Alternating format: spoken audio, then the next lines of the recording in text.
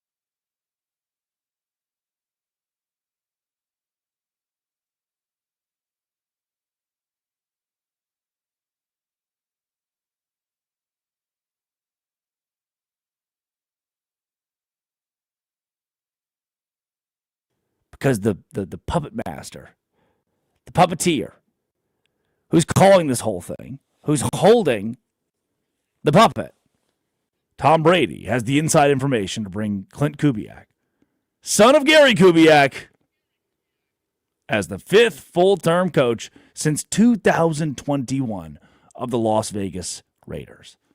And all of a sudden, things seem rosy again. All of a sudden, things make sense again in Vegas. Tom, congrats. You've done it. Hey, I've done it. And that the thing that I've done is hosting the Drake Toll Show every day from 6 a.m. to 9 a.m. 3 hours that you and I get together. And on the other side, we have a timid Boston sports professional. Host of the Wicked Boston Show, Cameron Stewart, will join. He is headed to San Francisco, to the Super Bowl, to Radio Row, with some of the biggest names in sports as they'll sit in anticipation of those Seattle Seahawks and New England Patriots meeting on the West Coast on Sunday night in the big game. In the meantime, this is Westwood One Sports, the Westwood One Sports app. Tom Brady, the man on the inside, the spy who's telling you he's a spy, but with no ramifications. Keep that in mind when you go to the water cooler today and somebody asks you about the Raiders' new hire. Up next, Cameron Stewart, Wicked Boston Sports Show, joins this. And this is the Drake Toll Show. This is the week the entire NFL season builds to, and we've got everything you need to know. Super Bowl stories, news, and every angle that actually matters on Westwood One Sports and the Westwood One Sports app.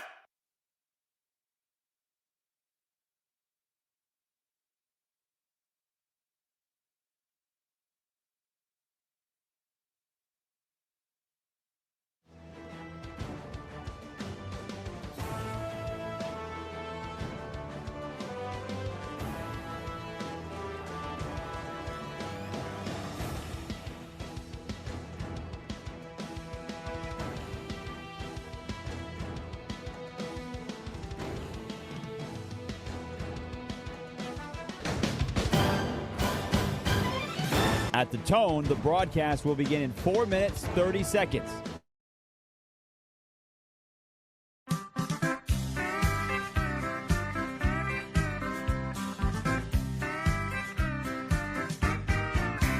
Well, it's Sunday morning and the sun is shining in my eye that is open and my head is spinning. Was the life of the party. I can't stop grinning. I had too much tequila last night. Jose Cuervo, you are a friend of mine. I'd like to drink you with a little salt and lime. Did I kiss all the cowboys? Did I shoot out the lights? Did I dance on the bar? Did I start a fight?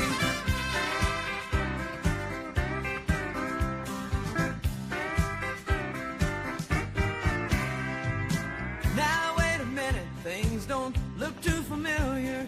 And who is this cowboy who's sleeping beside me? Well, he's awful cute, but how'd I get his shirt on? I had too much tequila last night. Jose Cuervo, you are a friend of mine. I'd like to drink you with a little salt and lime. Did I kiss all the cowboys? Did I shoot out the lights? Did I dance on the bar? Did I start a fight?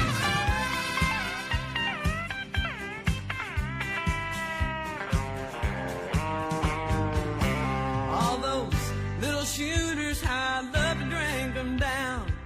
Come on, bartender, let's have another round. Well, the music is playing and my spirits are high.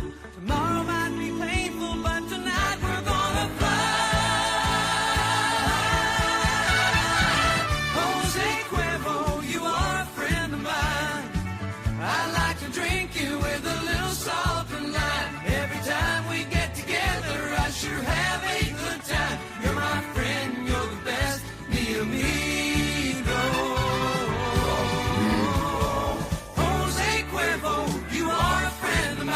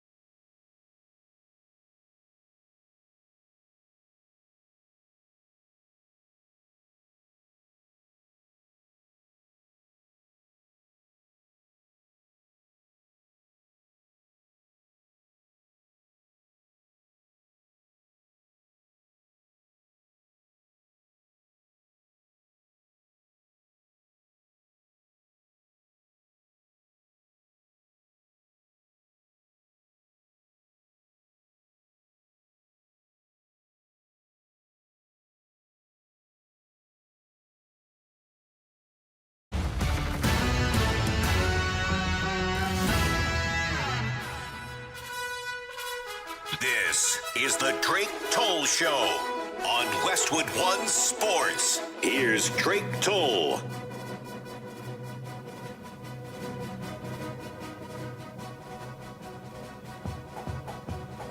Let's go. Westwood One Sports. Hey, good to see you guys. The Westwood One Sports app, the website. We have a website. We even do the YouTube and the Twitter. The show's live every day. If you can't find it, I'm not sure what else to say. I'm not sure what to do here. If you're in Dallas, you can listen on the Fan. You know, like that's big. That's a station. There's so many of the fans that are Westwood One Sports and the Drake Toll Show right now on the week of the Super Bowl. And that Super Bowl will feature the New England Patriots and Seattle Seahawks. Joining us, he is what many would call a timid Boston sports professional. Cameron Stewart is his name for the Wicked Boston Show. Cameron, I know you're headed out to San Francisco as we speak, at Real Cam Stewart on Twitter.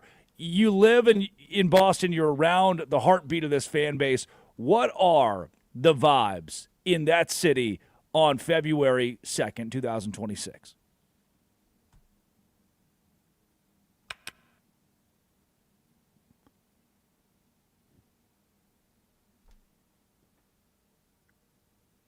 Still trying to pick up Cam here. Cam, if you can, give me the vibes in the city of Boston on Monday, February 2nd of 2026. Oh man, cold. Is that a vibe? Does that count? I'm in. I think the only Cold counts. I'm about to go to San Francisco right now, Drake, and I swear I'm in the only JetBlue gate that is apparently outside. It's about 35 degrees. But that aside, man, vibes could not be higher. Like nobody's even talking about the fact that the Bruins got completely jobbed out of a win last night by the NHL and ESPN and the officials. Because it's all Pats mode here. Vibes could not be higher. It feels like old times. This the last couple of years has just been the week that we go on Twitter and see the anniversaries of old Super Bowls, and it's a good reminder that it's actually Super Bowl week again. Cam, I know you've been around the New England Patriots, the franchise, for a long time. How do you compare this to 8 years ago, 9 years ago, the last time New England was there, or 20 years ago, the first time Tom Brady and Bill Belichick stepped foot on the hallowed grounds of the NFL's top game? Does this feel like any of those appearances, or is this its own appearance in a vacuum? It's different, man. If it's going to feel like anything, it is going to feel like that first win back in 2001, because the rest of them, Drake, that did not have this feeling. Like they're pretty big underdogs in this one. No one outside of New England is giving them much of a chance in this game. So it feels pretty different. Like it's still, from a fan standpoint, knowing that it's going to be the most stressful 4 hours of my life and that my life is going to change come Sunday, win or lose. But the last 6 or 7 that they went to, they were the favorite each time. They were expected Do you want me to move win. into 2, though? So this time it is a little different. Cam, Drake May, Mike Vrabel, this happened immediately. And there are people, it's so odd to me that the Super Bowl doesn't feel like the biggest story this week. People who are talking Olympics or tennis or coaching carousel in the NFL. It's like that Rangers Diamondbacks World Series where America collectively is saying, yeah, it's the big game, but are we all glued to this? Does it feel like there's less sex appeal because you don't have the generational big-name dynasty-building quarterback yet, or a head coach that everybody knows and loves or knows and hates? Yeah, probably. It's not as polarizing as when Brady's Patriots were there or the Chiefs have been there the last couple of years. It's not quite the same. It doesn't mean it's not going to be a good game, but you're right. The build-up is a little bit different. It actually takes some work for America to hate this Patriots team. Now, still a lot of it does. A lot of America does, but it does take some work. It's not Brady. It's not Belichick. So it has a bit of that lack of appeal. And the country is rooting for the Seahawks, apparently, which isn't as sexy as, rooting for some of these other teams that have gone against the Patriots in the past. I know the people in Buffalo are punching air. I know the people in Denver are punching air, just up a lot higher than the rest of us. The Houstonians, I think, gave up on football entirely.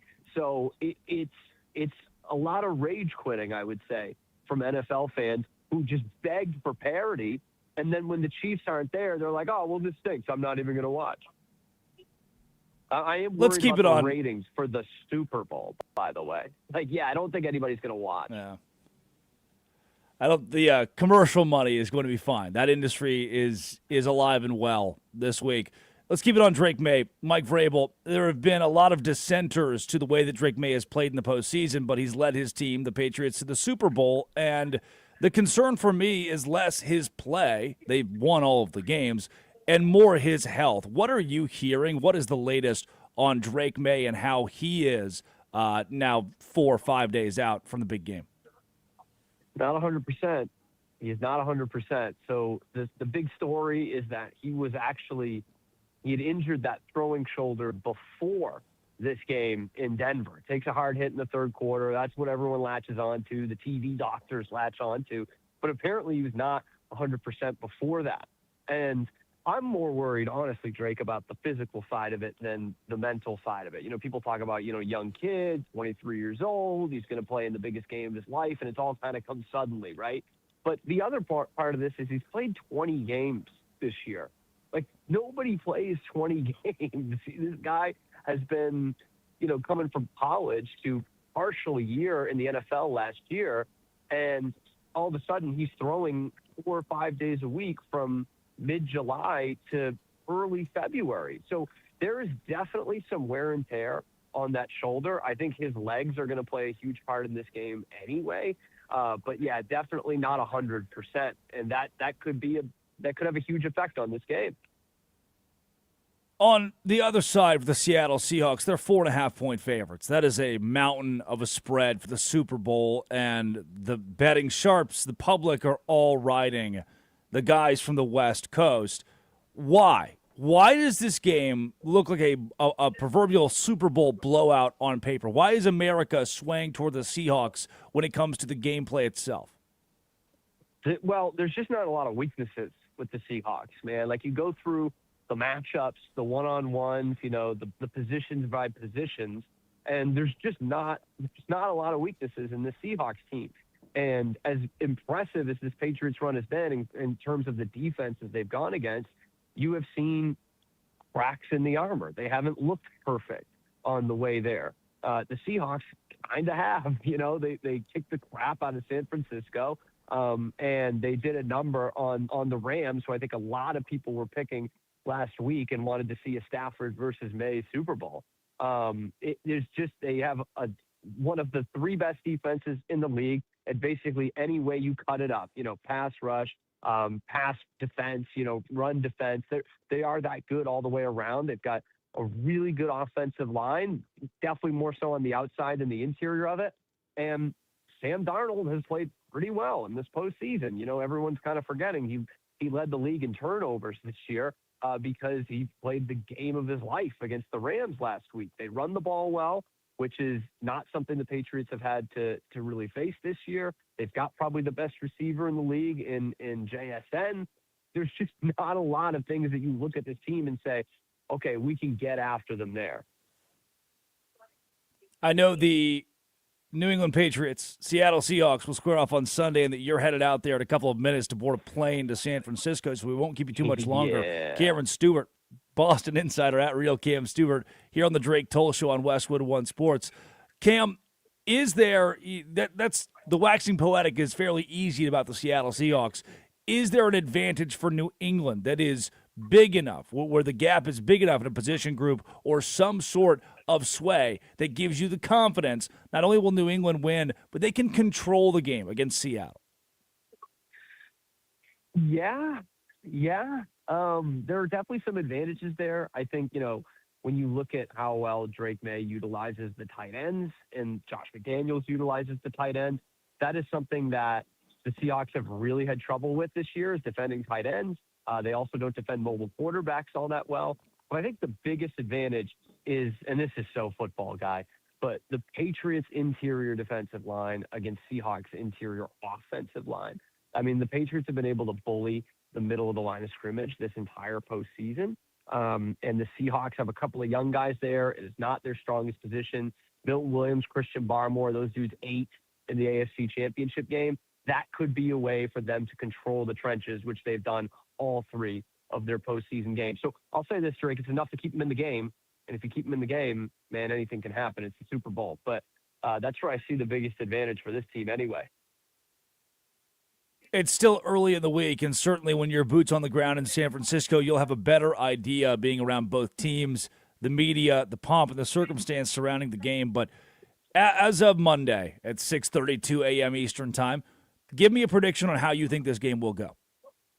I think it's going to be a slog. I think they're going to be a couple of deep balls, a couple of deep shots. Both these teams are great deep ball offenses. Ooh, man, it's tough to pick against Seattle, but I've done it before. I'll take the Patriots in a low-scoring one. I'm talking like a 20-17, take us back to Super Bowl 36, same scoreline. There it is. Cameron Stewart. He's a timid Boston sports reporter from the Wicked Boston Show. At Real Cam Stewart on Twitter. Cam, enjoy the flight and have fun in San Francisco watching the New England Patriots and Seattle Seahawks in the Super Bowl. Thanks, pal. Absolutely. You know, hello, America. Drake Toll, the Drake Toll Show. Westwood One Sports, the Westwood One Sports app. You know what I liked about that? Not just the perspective on Drake May and how the young stud quarterback, Drake May, his mobility could be an issue for the Seattle Seahawks, but that his physical state could be an issue. That's the update that you needed. That's the update that you wanted. You're going to have a Super Bowl between a quarterback and Drake May that was kind of lackluster in the postseason from a statistics standpoint, and a quarterback in Sam Darnold who led the league in turnovers. Drake May was 10 for 21, 86 yards, took 5 sacks, and had a 62.6 QBR in the game against Denver. He completed 10 passes in that blizzard game against Denver. His game against Houston wasn't necessarily world-beating. 179 passing yards is not crazy. I've seen more than that. 16 for 27 is not great. 3 touchdowns, no doubt good. And a pick, and was sacked 5 times. A QBR of 20.8 for Drake May. And why? He's kind of been banged up. Banged up over the course of the postseason. The defense of New England, their ability to force turnovers, their ability to make C.J. Stroud look incapable of playing football. That was the difference in the game. You could argue for the Denver Broncos in the AFC Championship that it was Bo Nix being out, Jarrett Stidham playing in the game, and in the same fashion, the inconsistency or incapabilities of a quarterback on the opposite side for the reason that New England won. Not Drake May, but the other guy doing poor, or Drake May just barely outplaying his opposition. But if that's the case, if that's what you want to argue, if you want to say, hey, Drake May's kind of banged up, New England's faced some pretty bad quarterbacks, they haven't seen a quarterback play against them well, there's a cause to the effect. And the cause is the New England Patriots defense being a very good defense. The New England Patriots being a far more complete team than most of America wants you to know, than most of America wants you to realize, than most people want to talk about. For some reason, we don't like to. I mean, again, I've got my quad box on right now. I'm watching 4 major national networks. We've been on the air since 6 a.m. Eastern Time, and not one of these national networks, not one of these. I'm talking about a G League dropout right now, the Bediako situation. None of them have said Super Bowl. None of them have showed Patriots. None of them have showed Seahawks. They haven't shown any of that. On the week of the Super Bowl, we've overlooked it. Because Sam Darnold turns the ball over. Drake May's hurt. Drake May threw for like 80 yards last week. Super Bowl. But no. If you open your eyes and you stop listening to the noise of this one's boring, this one's different, these two teams aren't as fun, less people are going to watch. If you open your eyes and stop buying into that mess, life gets a whole lot more fun. Everything opens up It is sunshine and roses. Sometimes you forget it is sunshine and roses. It is the Super Bowl. And Sunday you'll be parked for two incredible teams and what will be, in my opinion, call it crazy, an incredible matchup. A close matchup. Patriots, Seahawks again? Yes. And there's a lot to like about it. And I'm going to tell you the rest of the week what you should and could and will like about it. But in the meantime, I'm going to tell you right now that Ethos Life is the easiest way to get life insurance in 10 minutes. Up to $3 million in coverage with no medical exam. Just a few health questions. Get your free quote at checkethos.com. Not available in all states. Checkethos.com. Coming up, the biggest losers of the day right here on Westwood One Sports, the Westwood One Sports app. This is the Drake Toll Show. It's the biggest game on the planet.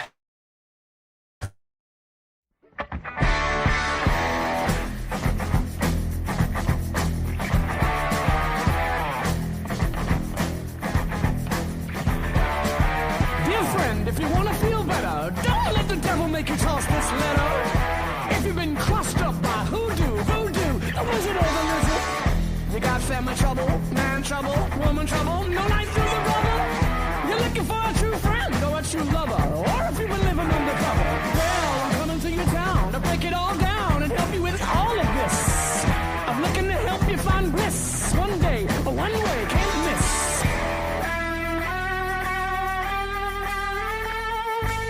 I'm here to tear all the walls down. Doesn't matter if it's a large town or a small town. Just like Joshua and the fabled walls of Jericho, I'm here to tear down the institution.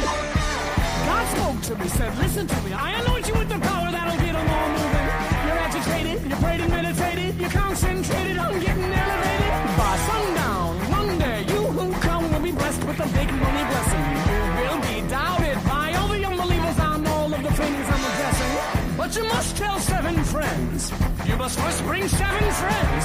And don't be selfish and keep this all to yourself and don't eat shellfish. Hate is trying to take someone else's love for yourself.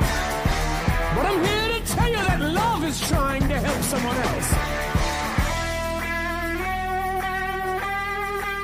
I realize that you have tried and are just about ready to give up. But I got good news for you. God has spoken to my mind and told me to tell you to get moving in the right direction for a change. I'm gonna put you in the fast lane. You need to see me right away so I can fix this up. You need to see me right away. You need to see me right away so I can fix this up. You need to see me right about now. God 7, open up the windows of heaven and pour out a rich and mighty blessing. Not on this town or her town, but your town. Are you ready for the message? I have a special financial blessing that once I have placed in your hand. Yeah, I want you to begin using this blessing on the very first day that you can. And if you are suffering a strange sickness, or someone is blocking up all of your success, you need to see me right away so I can fix this.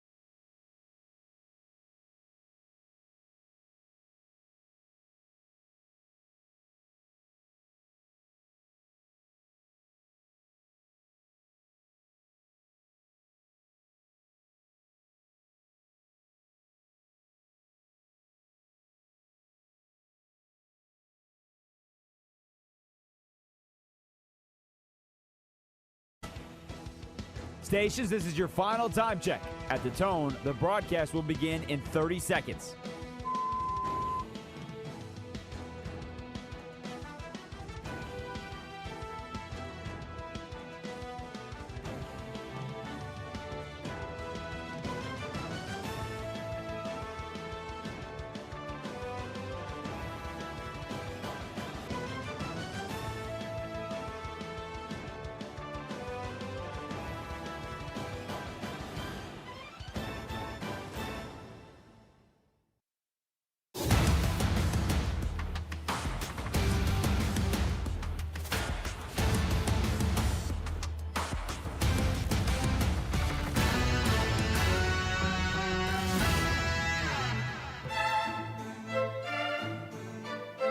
This is the Drake Toll Show on Westwood One Sports. Here's Drake Toll. Good morning. Carlos Alcaraz won the tennis, the Australian Open. Novak Djokovic, second place. And yeah, man, I know I'm the guy that got on the radio and told you not enough people are talking about the Super Bowl, not enough pomp and circumstance around the Super Bowl. But hey, I also like tennis. Tennis is also cool. Alcaraz, the career Grand Slam, he is the best tennis player walking the planet Earth right now. And that probably deserves to be brought up on the Drake Toll Show, Westwood One Sports, the Westwood One Sports app. But we are in the middle of Super Bowl week. As media members flock to San Francisco, it's one of the, I'll bring you behind the curtain.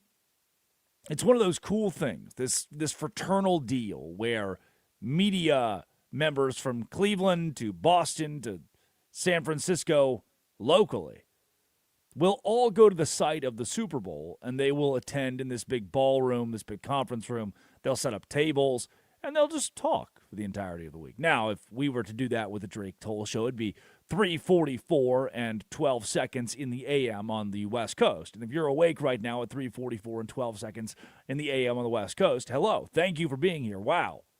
What an honor it is to have you. It would have been a little empty in that ballroom. That's what it looks like. These media guys that fly out there and they all have their big shebang, their hangout. They go to the bars. They talk. They fraternize. They connect. They network. It's like this big convention of the haves of sports media.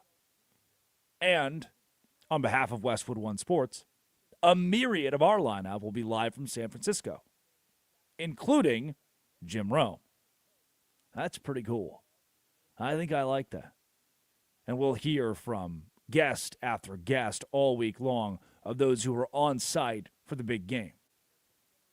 But in the meantime, it's time for our biggest losers of the day.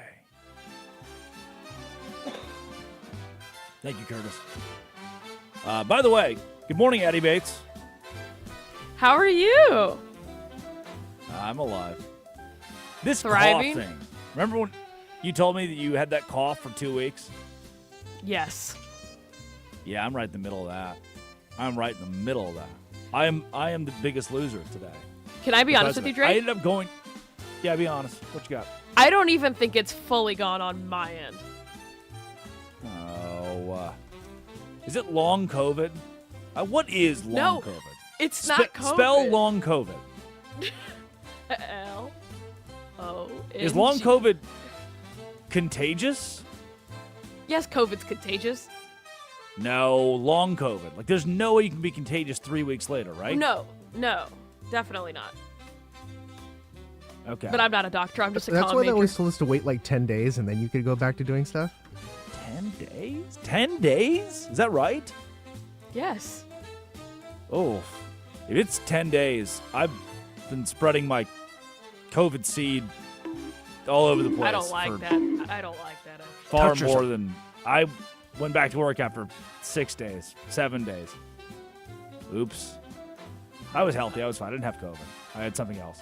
I had something more sinister and diabolical than COVID. I had something doctors can't even describe. Mine I'm sent so me to far. urgent So I'm- care.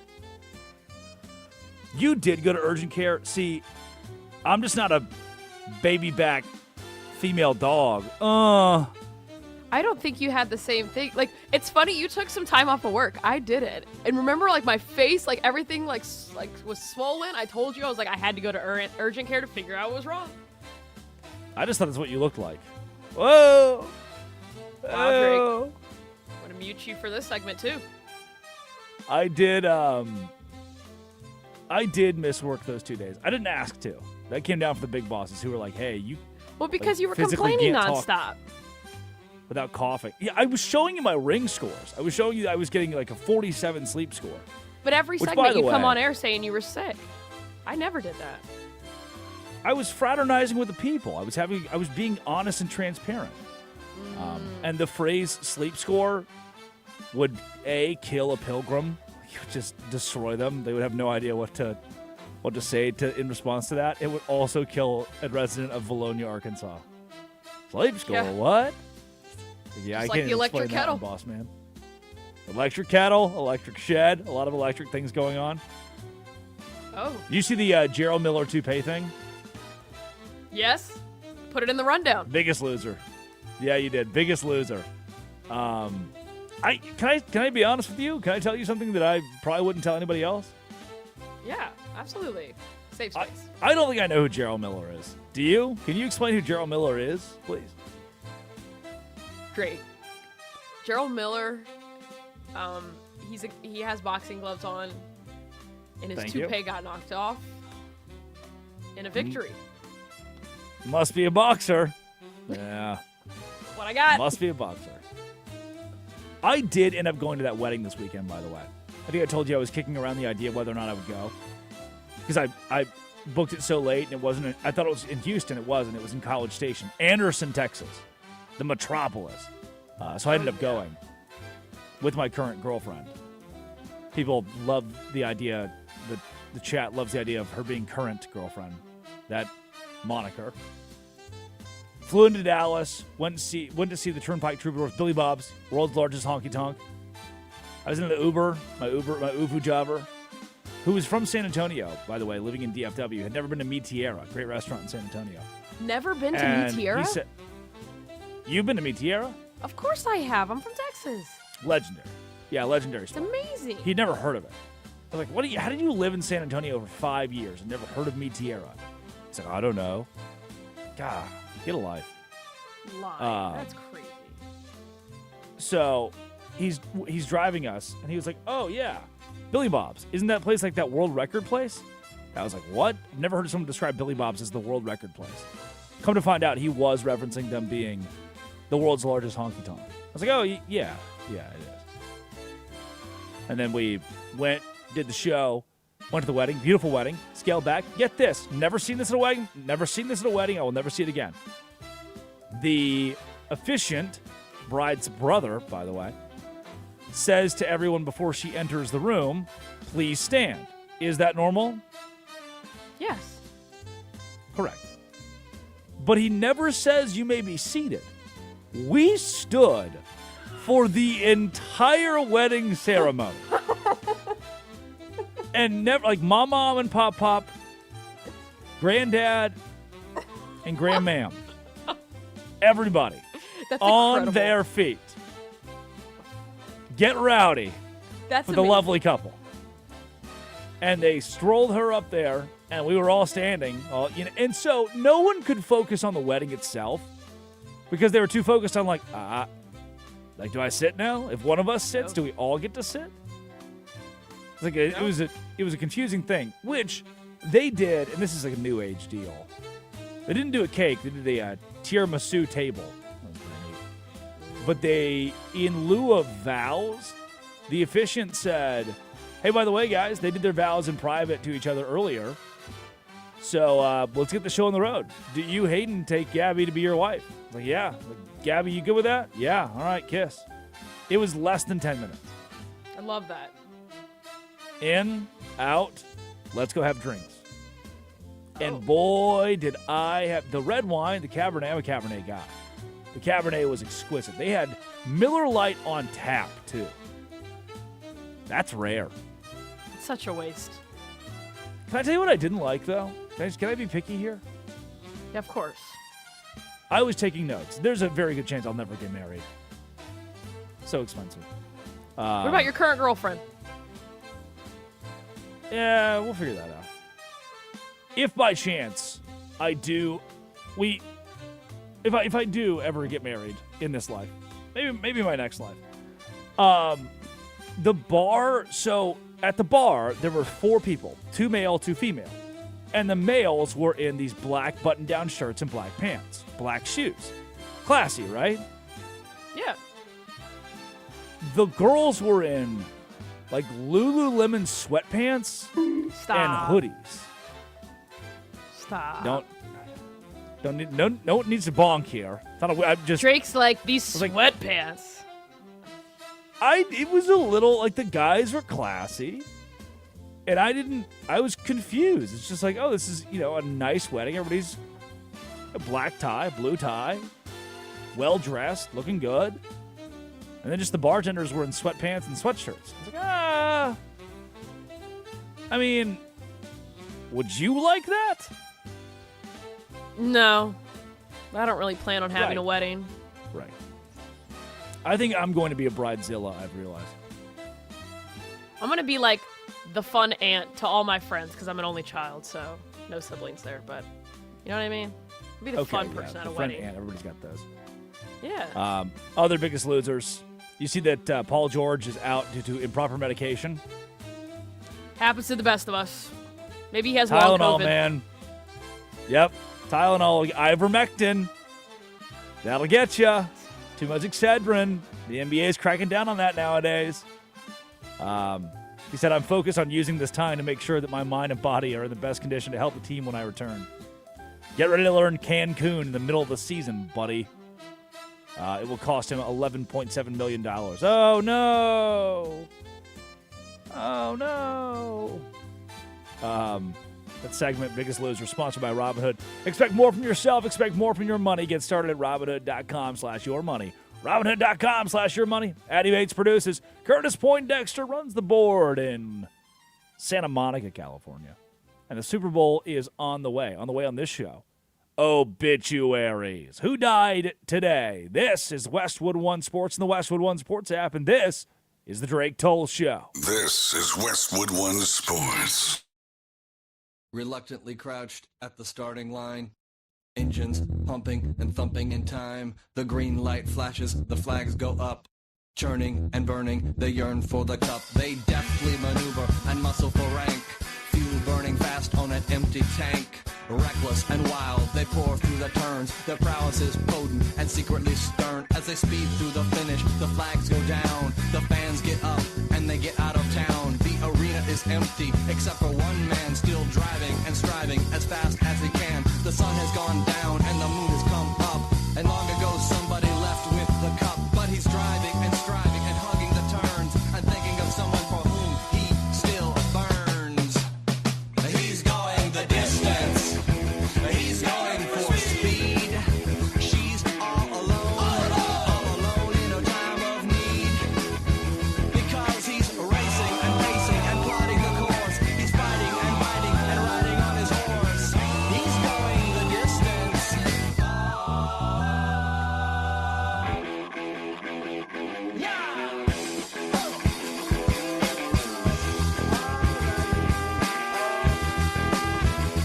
No trophy, no flowers, no flashbulbs, no wine. He's haunted by something he cannot define. Bowel-shaking earthquakes of doubt and remorse assail him, impale him with monster truck force. In his mind, he's still driving, still making the grade. She's hoping in time that her memories will fade. Cause he's racing and pacing and plotting the course. He's fighting and fighting and riding on his horse. The sun has gone down and the moon has come up. And long ago somebody left with the cup. But he's striving and driving and hugging the turns and thinking of someone for whom he still burns. Cause he's going the distance. He's going for speed. She's all alone in a time of need. Because he's racing and pacing and plotting the course. He's fighting and biting and riding on his horse. He's racing and pacing and plotting the course.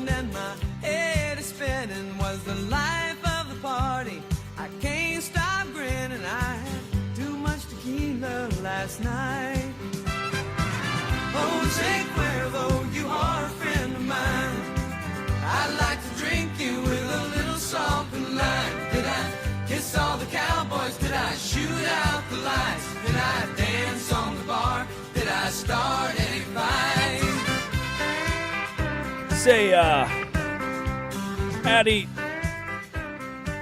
did I kiss all the Cowboys last night? That seems like something you would do. I've been watching White Lotus season 3. Walter Goggins is a scary man. Like I'm not sure if I'm. Do I find Walter Goggins attractive? Isn't it Walton Goggins? Yeah, it's Walton Goggins for sure. Okay. I think when he's Uncle Baby Billy in Righteous Gemstones, yeah, that is sex gross. appeal. Is he hot when he's a Baby ghoul Billy? in Fallout? Ugh. Yeah. Like he's a good in Fallout, yes. In He's White not a Lotus, they good-looking really man. accentuate his bald spot. You don't like Walton Goggins? I am not a Walton Goggins girl. Oh, is it the veneers or the fact that he's like 60? Yes. Both. Yes. Yeah. I'm a Walton Goggins stan, so I will represent him in this conversation and push back on your dissent. I also, you know what? Can I say this? White Lotus, 7 out of 10. I've never seen it. Yeah, it's okay. It insists upon itself. The cinematography's great. The storylines are I think it's predictable. Super predictable. And there are moments like this year in season 3, there are multiple people doing fake Southern accents. Your culture's not my costume. Wait. My culture's not your costume? Yes. Sorry. That wasn't in the script for today's show. Every Drake word is hides typically his planned real out. accent. I do. I hate that. I just got a text from Addie Bates that says, you're going to have to mute me for this segment because my roommates are making coffee. Care to, while they're in the room, explain? Gone now. It's because Whoa, I'm sitting in the dining room. Yeah, which is So- fine. You should get yourself an electric shed, but whatever. Well, yeah, some of And us a just shed. don't make Drake toll money and live in like a major city.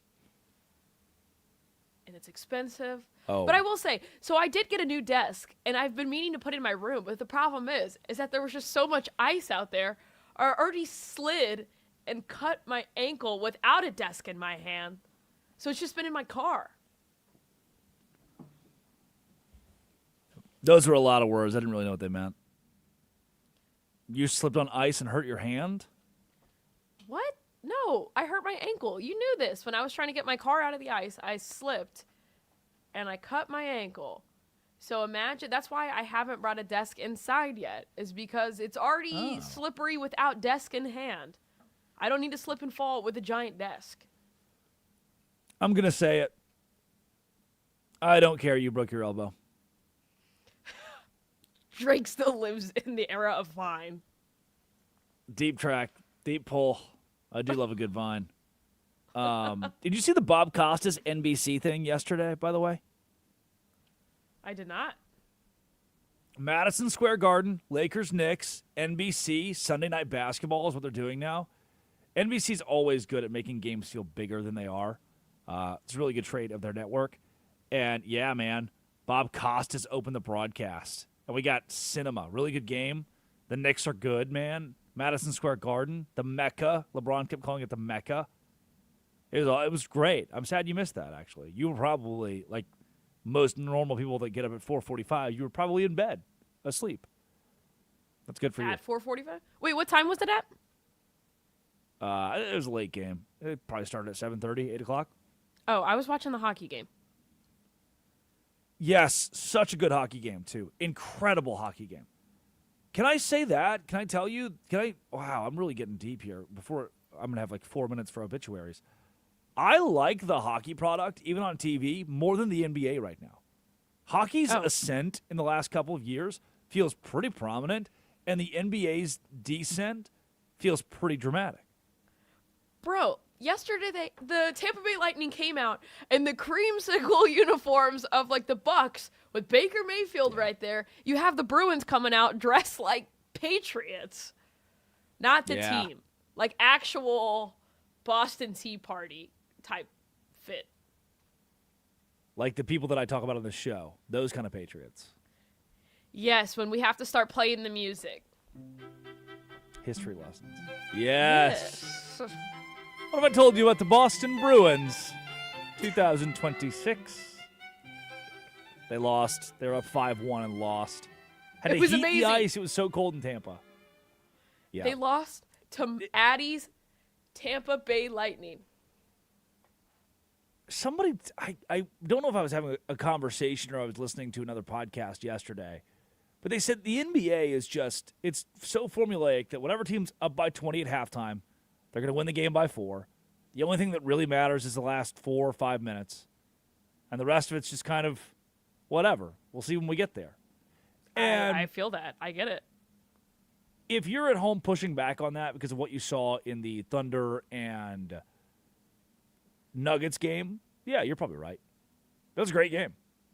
Or the Knicks and the Lakers. There are some NBA games that feel different. But by and large, turn on the Pelicans and the Hornets, and you're like, oh, okay. And I don't feel that way about the NFL. I can watch the Browns play the Chargers and be really excited about the National Football League. I don't feel that the way I felt it 10, 15 years ago in the NBA. College basketball feels like it's at an all-time high, by the way. The top 10 teams have a cumulative, 13 losses. That's nuts. The excellence in college basketball is crazy. And I just don't know if the NBA is meeting that mark right now. And the viewership numbers are telling. All right, fine. It's time for our obituaries. Who died today? Number one, my love for watching the NBA regular season. I just gave you all the reasons. So, you had those. Need I say more? Second thing that died today, Luther Vandross. I love Cher, him. remember from Sonny and Cher? Got to the Grammys last night and was introducing, Artist of the Year, Album of the Year, something. And she opened her little card and said, the winner is Luther Vandross. Addie, Luther Vandross, dead or alive? Been dead. Very dead. Super dead. So dead. He died in 2005. Cher, that's right, Cher, got to the Grammys and announced a 2 decades old dead guy as the winner of the Grammy. Oops. It was actually Kendrick Lamar, commonly confused for Luther Vandross. I get it. Nice job, Cher. Love ya. Mwah. She's listening today. R.I.P. Rest in peace. Jason Kelsey's ESPN show. Had no idea this was a thing. Awful announcing tweets. Jason Kelsey's ESPN late night show will not return in 2026 as the former Eagles legend pursues other opportunities at the network. I had no idea he had a show. I don't think anybody knew he had a show. Really bad marketing on their part. Dove Kleiman tweets, rest in peace today. Vic Fangio as the Eagles defensive coordinator. Apparently, per Jay Clark NBC, Vic Fangio is considering just retiring. Couldn't take it. Couldn't handle the Eagles anymore. Please make it end. And finally, rest in peace to colleges' reputations? Really wild tweet from Folding Chair Rice. Ranking American Conference schools by number of appearances of their official university name in the current Epstein library. Because those things were released a couple days ago. Just millions of papers. And Temple University was mentioned 67 times. South Florida, 56 times. Florida Atlantic comes in third at 56 times. These aren't all colleges mentioned. These are just American Conference schools mentioned. Charlotte, only once. But even Tulsa and UTSA are in there. Memphis, Army, University of Alabama, Birmingham, all made the Epstein files. That's crazy. All those schools died today. And rest in peace, Tom Brady's shame. He has no capability for shame. He posted the most 17-year-old girl Instagram stories yesterday of him just cuddled up with himself, bundled up on his couch, and was like, oh, so this is what Sundays feel like? Hashtag emoji. Thanks, Tom. Good stuff. Those are the obituaries. That's who's died today. It's time for the Quickie. Top 5 headlines in sports. I have 60 seconds to respond to all of them. Eddie Bates, read them aloud, please. Yeah, this has to be the biggest one. Giants co-owner Tish. Actually, not going to go there. Just kidding. Anyways, sources say the Seahawks will go up for sale after the Super Bowl. They're saying otherwise. Hold on. Who's saying otherwise? The Seahawks have come out, like, reporters have also said, hey, they're not going up for sale. Oh. They've had the same GM for a long time now. And that dude has led multiple coaches, multiple teams to Super Bowls. So I'm good. Yeah, I'm good. You can sell the team. It's going to be a $7 or $8 billion endeavor. That's pretty good. I don't feel like Seattle has one of the more active ownership groups. So I'm fine. I don't know if I care is what I'm trying to say.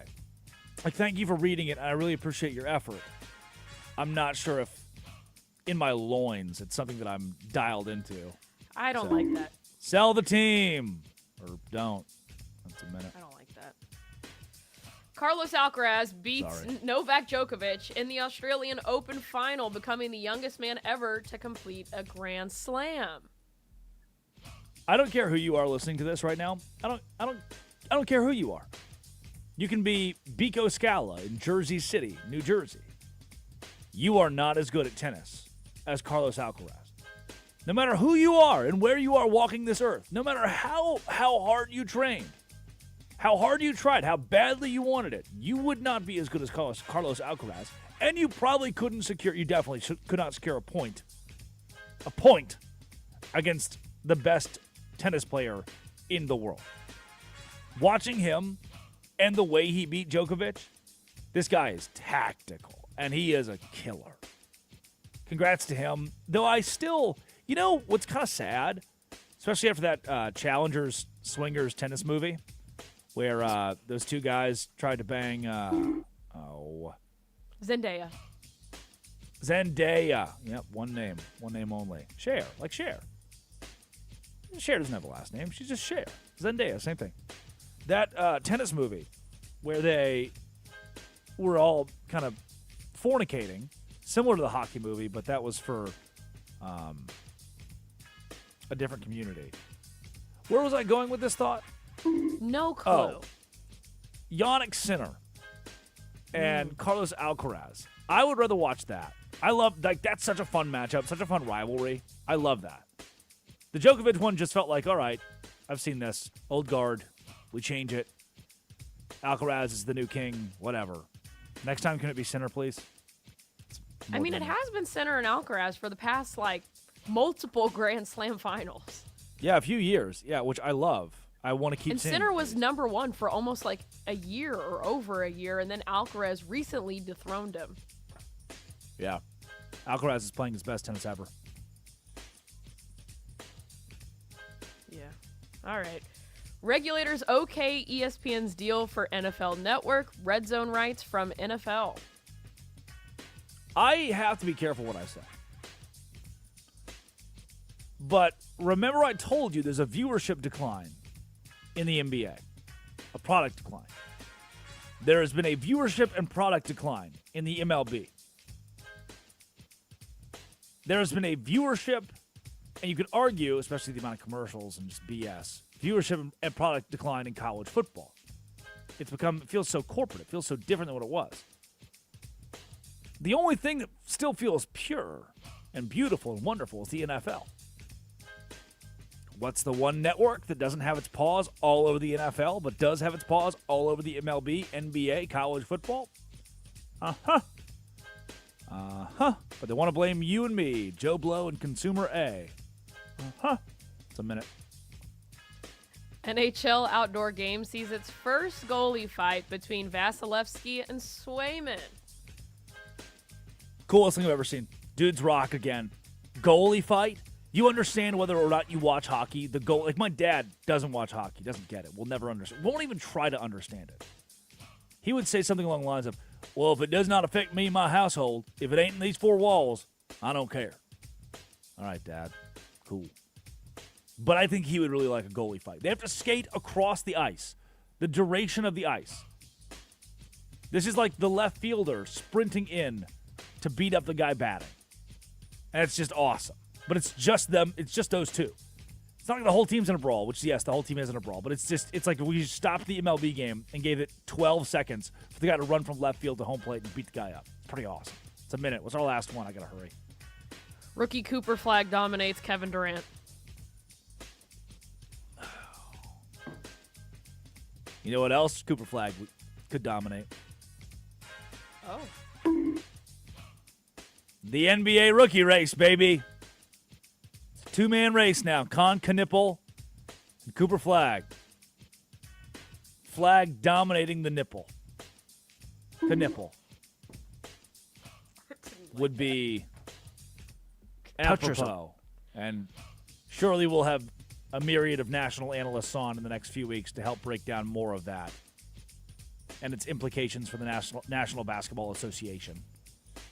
That's the Quickie. Top 5 headlines. Minute to respond to each of them. I did. I responded to them. Coming up. Let's do it. Let's talk a little tennis if you want to. Alcaraz knocks off Djokovic, and the Vikings have fired their GM. So many things to talk about. So many things to get to. We'll get to all of them. This is the Drake Toll Show. You're talking super. Well, she was born in the morning, late October, San Antonio. Now she's every girl I've ever known.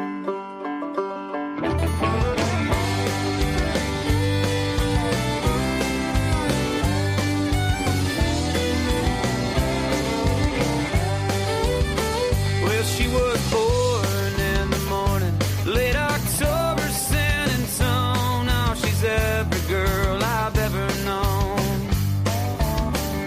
And she don't talk about religion, she talks about the Stones. Oh, she's every girl I've ever known. And her tongue is like the devil when she tries to concentrate. Says she don't want marriage, but she still believes in fate. And she stares the ground defiantly and cries when she's alone. Oh, she's every girl I've ever known.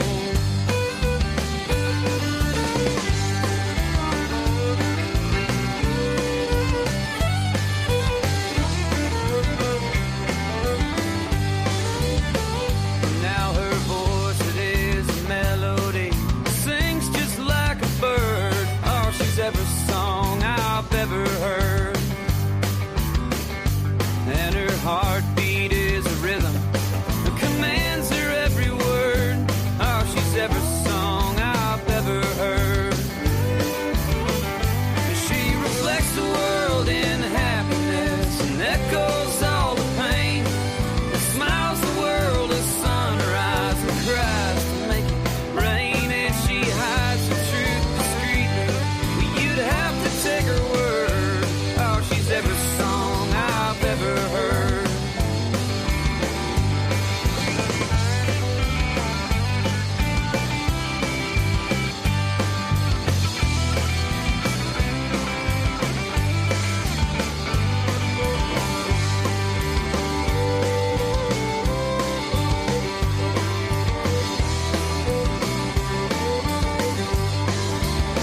Well, she's a sober Sunday kitchen conversation with my dad. Oh, she's every friend I've ever had, who never failed to cut a trail whenever times were bad. Oh, she's every friend I've ever had.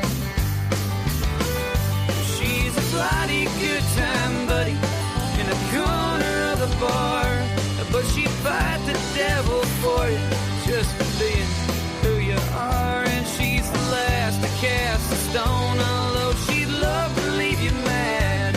Oh, she's every friend I've ever had.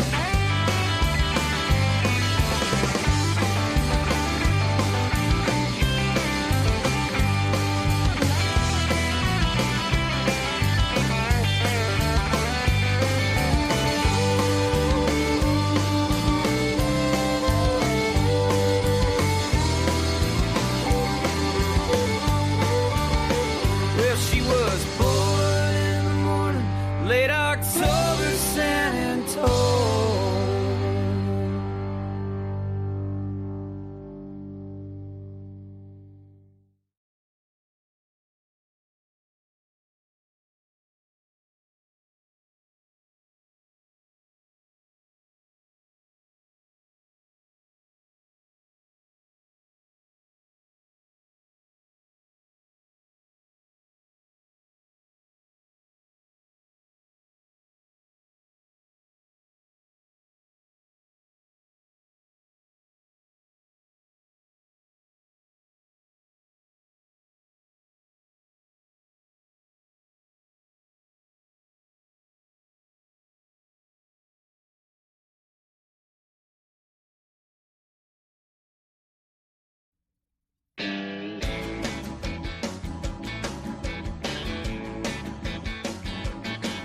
Well, when I was young, my mama read me nursery rhymes beside my bed.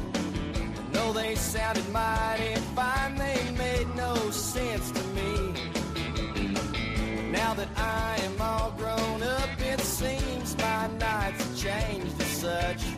So I went out and made me up a nursery rhyme for me.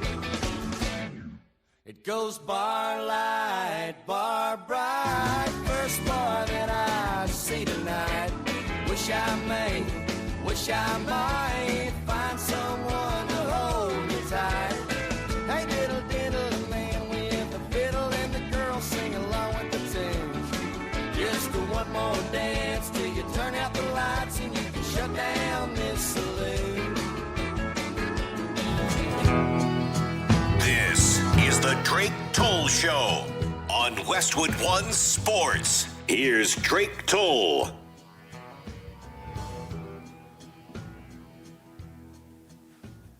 Hey, I have not gotten to all the Biggest Losers and all the obituaries and all the things I wanted to today. Addie, you said you watched the hockey game last night, correct? Absolutely, I did. Did you see? I don't know if they broadcast this over the air, but I'm just now stumbling across it. Did you see the cancer guy? The cancer guy? Yeah. Oh. When was that? So, two notes here. One, I have a friend from college named Brady, who I saw this weekend when I was in Waco. He's still at Baylor. He's been there for like 7 years. Because he got cancer during his college. It was his second time having cancer. Survived.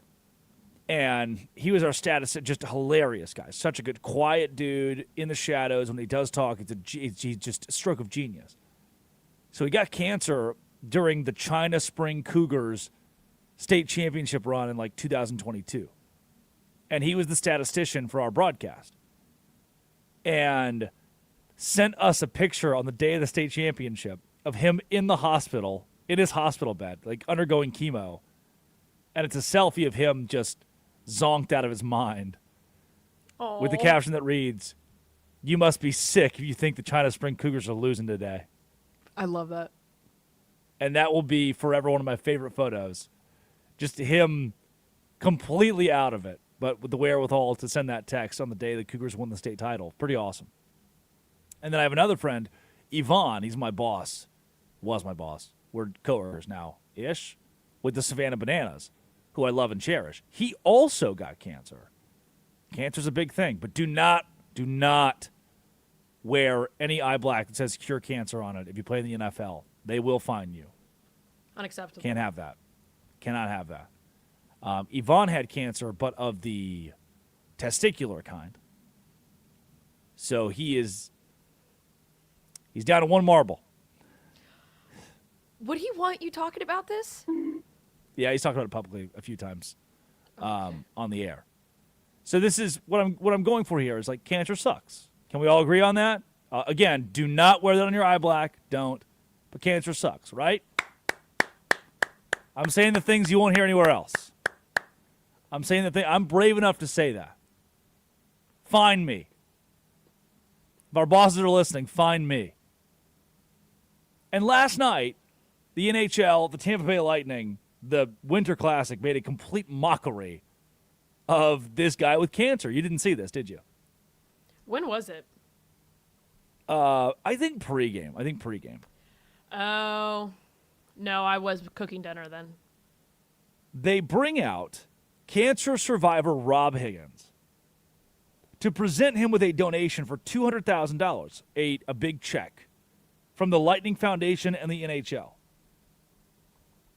But then they decide, hey, let's make him a part of a competition where we'll give him $1 million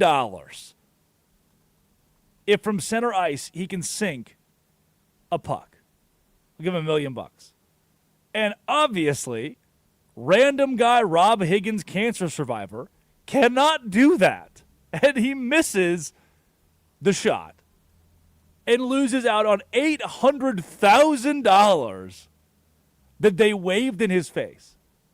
Like, yeah, bring out this 9-year-old and give them we'll give you $1 million if you do this thing, Pat McAfee style. They brought out a cancer survivor and were like, hey, congrats on the whole cancer thing. You want to win $1 million? Congrats. Sink this putt. And he just wide rights it. And the guy's like, oh, Rob, so close. Well, you're still going home with $200,000. Everybody give it up for Rob. What? That's humiliating. They just took $800,000 from the guy for no reason. That's an addition to our biggest losers of the day today. Biggest winner, Carlos Alcaraz.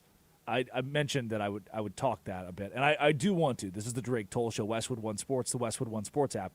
And look, a lot of you, I understand this. When I was growing up, same thing for my dad. It was, hey, if it doesn't affect these four walls, if it ain't inside here, man, I don't care. I don't want no part of it. That was his explanation for tennis or hockey, as if the University of Arkansas football did have anything to do with what was going on inside of our four walls. It didn't. Never really did poke holes in that mindset, but I probably should have or could have. And, oh, gross. I'll get to that in a second. And last night, middle of the night, Carlos Alcaraz proved he's the best tennis player on earth, which he's already number one. He already was the best tennis player on earth, and he's further solidifying that. But, Addy, my question for you, and we don't have to spend a ton of time on this. I get it. The Super Bowl is coming up and all that jazz. But Novak Djokovic, he's not going to win anything at the top of tennis again. Not as long as Jannik Sinner and Carlos Alcaraz exist and walk this earth freely. Is it time? Is it time for Djokovic to do it? I think he hinted at that at the end of the loss when they were asking him, and he was like, yeah, I don't know. I don't know what I do in 6 months. I don't know. I mean, he's old. What he's doing now is impressive as much as I can't stand the guy. Like, it is impressive. In your late 30s, I mean, Nadal, Federer, they retired. They did that. They retired for a reason. Like, what he's doing is impressive. But, I mean, Carlos and Jannik are so good. And the young, to a certain extent, I don't think he can keep up with the young talent long term. So I feel like we are seeing the end of Novak Djokovic, which has been an incredible career. Yep. Nadal, Federer, Djokovic, those are all kind of that same era of beautiful, wonderful tennis 10 years ago, 15 years ago. And Djokovic is the last name. That's the last name of the three that will fall out, and that is coming. And he did beat Sinner. So if you're out there being like, well, he won, he did. You're right. He won the match. Absolutely. I'm not sure after seeing the way he played against Alcaraz that his time of winning at the top is that. But yeah, I mean, look, made it to the finals of the Australian Open. So if he wants to stick around for a bit, he can.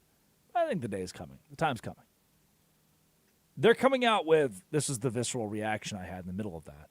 They're coming out with a Scream 7. Did you know that? I thought there already was a Scream 7. Man, oof. We just be making screams. We got Scream 7 before GTA 6. What is the storyline at this point? I don't know. I think it's the guy in the mask kills people again. Ooh. And maybe Courtney Cox shows up. Ooh. I thought she died. I don't know. Courtney Cox? The first she's one was alive. the best one. No. In the movie. I know she's alive. Character-wise. Also, and this is crazy, this is defining cinema right now, the #1 box office movie this past weekend. Don't say it.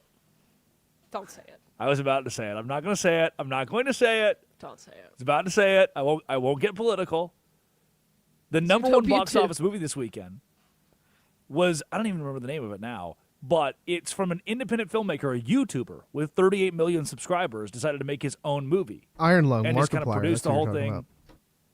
Yeah, what's it called? Can you help me here? Iron Coach? Lung? Iron Lung. Yeah, it's like he bought 38,000 gallons of fake blood and built a fake submarine out of wood and acted and directed the movie himself. And it made $10 million this weekend. #1 movie in America right now. That's on just independent guy doing it on his own. Curtis, do you have any more information on this? You seem knowledgeable. Yeah, it's Markiplier. He's been a popular streamer for, I want to say, at least 10 years and stuff, but he's always done a lot of other creative ventures as well. But a lot of this support was he got like all his followers to go protest all these theaters to carry his movies, so a lot of this, like, AMC wasn't originally going to carry it. So this whole thing's all self done by him and all his fans, but it's pretty crazy to see. That's unreal. That's the power of 38 million subscribers, and what it gets you is you can tell all your fans to go to the movie theater and beg, plead, ensure that your movie is played at AMC and Cinemark. What he's famous for is like is. screaming during video games while on a stream. That's what he's. So that's all he famous does for. is he just broadcasts himself playing video games? He's been doing it for 10 years now. A long time. Okay. I got 38 million subscribers doing it. Addie Bates, producer of the Drake Toll Show. How many YouTube subscribers are we away from 38 million? Well, we have 1.37. So 1,000. Oh. We're getting 1.37. I seldom hear people say they don't use the point when they're talking about the thousands. Well, I wanted you to think it was like 1.3 million. I didn't want you to know it was 1.37 thousand. Million. All right, great. Million. No, I was Hook, line, trying and to hype sinker. you up. Okay? That's the age that we live in today. That is the era, 2026, where a YouTuber, the Blair Witch Trials, Blair Witch Hunt, or Blair Witch, what am I going for here? The Blair Witch Trials? Yeah, I've been to Salem. No, the Blair Witch Or the Blair Project. Witch Hunt, Project. the Blair Witch Project. Whatever. You mixed it with the Salem trials, the witch. Yeah, I was like, Okay. what is he talking about? Yes, we're Blair Witch. We're back in that era, except for that was just an indie film where people were like, you know what, whatever, here are a bunch of cameras and $50,000. This is solo YouTuber taking over the box office this weekend because he bought a bunch of fake blood in a submarine and has a ton of sway with his 38 million subscribers. That's the world we're living in. That's the world we're living in. It kind of rocks. There are also movies this weekend that did not do very well at the box office. But hey. C'est la vie. Que sera, sera. I've been learning French here recently. I'm Duolingoing. No free ads, but I'm Duolingoing. When we return on the Drake Toll Show, I got to tell you, man, Klint Kubiak, Fernando Mendoza will save me, Klint Kubiak. Save me. Save me, Klint Kubiak. He and Fernando Mendoza will combine to be the next big thing in the National Football League. And why? Well, because Tom Brady is a spy. He's a rat on the inside, and you don't know it yet. But he's trying to destroy the National Football League. He hates you. He wants you to end. And also, for the first time, maybe ever, on this show, we will bring up Sydney Sweeney. I'll tell you why. right here on Westwood One Sports. The Westwood One Sports app, 310-840-4910, 310-840-4910. This is the Drake Toll Show. This is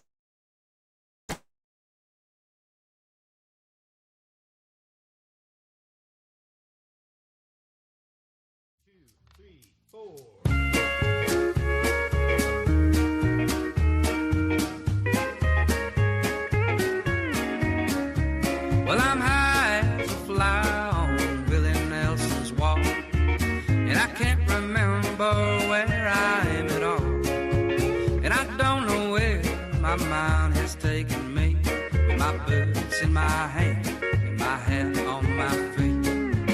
Somebody drive me home. Well, I don't know if I should be left alone, and if my girlfriend calls, well, tell her I'm just a fly on the wall.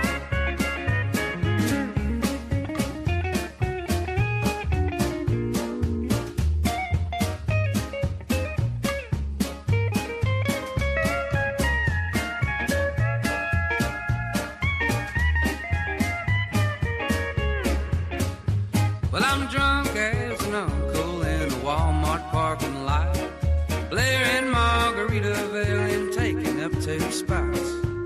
Windows down, beer cans on the ground, and I ain't moving if the police come around. Somebody drive me home. Well, I don't know if I should be left alone, and if my girlfriend calls, well, tell her I'm just a fly on the wall.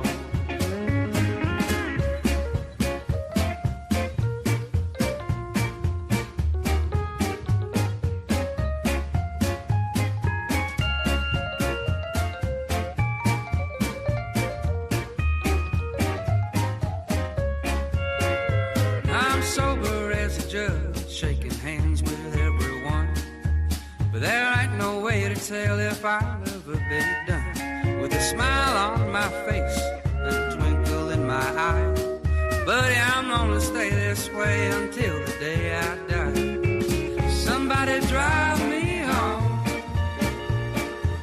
Well, I don't know if I should be left alone, and if my girlfriend calls, well, tell her I'm just a fly on the wall. Oh, yeah, tell her I'm just a fly on the wall.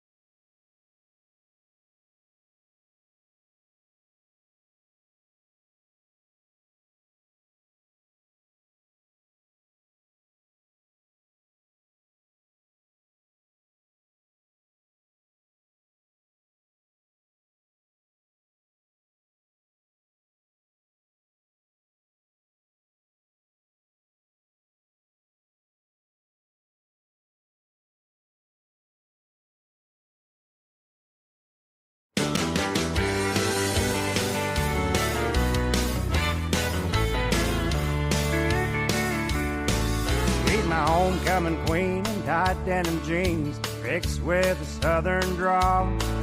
Likes fried green tomatoes, cornbread, and potatoes, and she doesn't have a single flaw. She could program computers or get a job at Hooters, make imagination run wild. Fulfill my wishes, knock me down with kisses, and put me to sleep with a smile.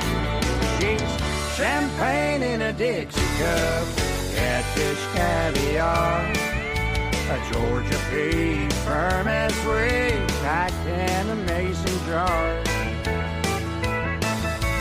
She makes cotton look like silk, you ought to see her in my truck. But she's got all of everything, champagne in a Dixie cup.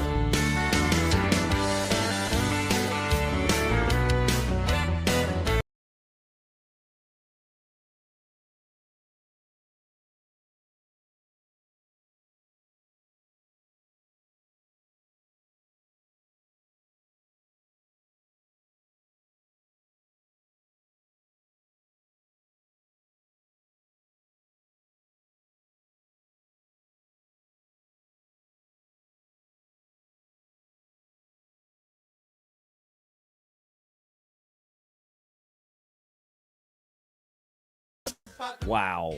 This is what I was telling you in the break. I can mute and unmute you. Curtis just thinks he can do everything over here. Big Superman Curtis, huh? Curtis, what do you have to say for yourself? I don't know. DJCP. Yep, there you go. All I have There to it say is. is, That's Curtis Poindexter. He spawned somewhere on the streets of Westwood, California, and they're like, I don't know, man. He'd be great for that show. And they were right. Curtis, what do you think about Cher? Thoughts on Cher? I think her voice sounds funny when she talks. All right, sweet. That's what we got Curtis for, man. That's what he's there for. That's what we do. The Drake Toll Show. Drake Toll with you. Addie Bates produces in Washington, D.C. Curtis Poindexter runs the board. Oh, it's a beautiful day in the neighborhood. Would you be mine? Could you be mine? A week from now, we will know who has won the Super Bowl. It's kind of going to suck because then football season has to end, and I don't like that. I don't really know if I enjoy that the whole thing's coming to a close. I've got to be sad and lonely.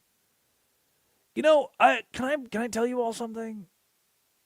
I don't know if I like spring. I don't think I like waking up and it's 46 degrees. And then by 3 p.m. it's 86 degrees. It's not spring yet. I'm dreading spring. I'm dreading April 11th. April 11th is going to suck. I'm willing that into existence. Yes, Major League Baseball is happening. The National Basketball Association is doing that hoops. Yeah. But by then, March Madness has ended. Some of the days are warm. Most of the time, you start the day and it's 43 degrees. You end the day, it's 82 degrees, and it's way too hot. You can't figure it out. You wore sweatpants and a T-shirt and a hoodie, and now you're in sweatpants and a T-shirt. That's just a gross combo to have on. Something about April 11th just isn't fun at all. Mean Girls, what is it? Her favorite date? What's your ideal date? She says March 23rd, I think. Addie, you would know. I don't think that's from Mean Girls. What's is. like your ideal date? Yep. And Isn't then she that says like- March 23rd because it's not too hot, not too cold. That's Mean Girls. It's Watch not. a movie, read a book. It's Yep, not no from doubt, Mean 100%. Girls. Absolutely. $100. $100.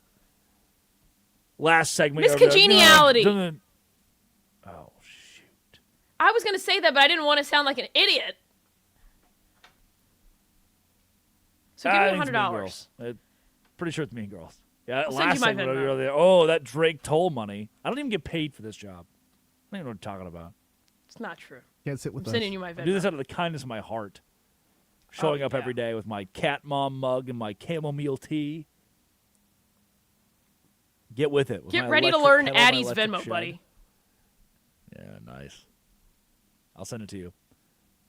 I'm about to give the world your phone number because it's connected to your Venmo so that they can Venmo you as well. 310-840-4910. Text or call Addie Bates, 310-840-49. You did not just text me your Venmo.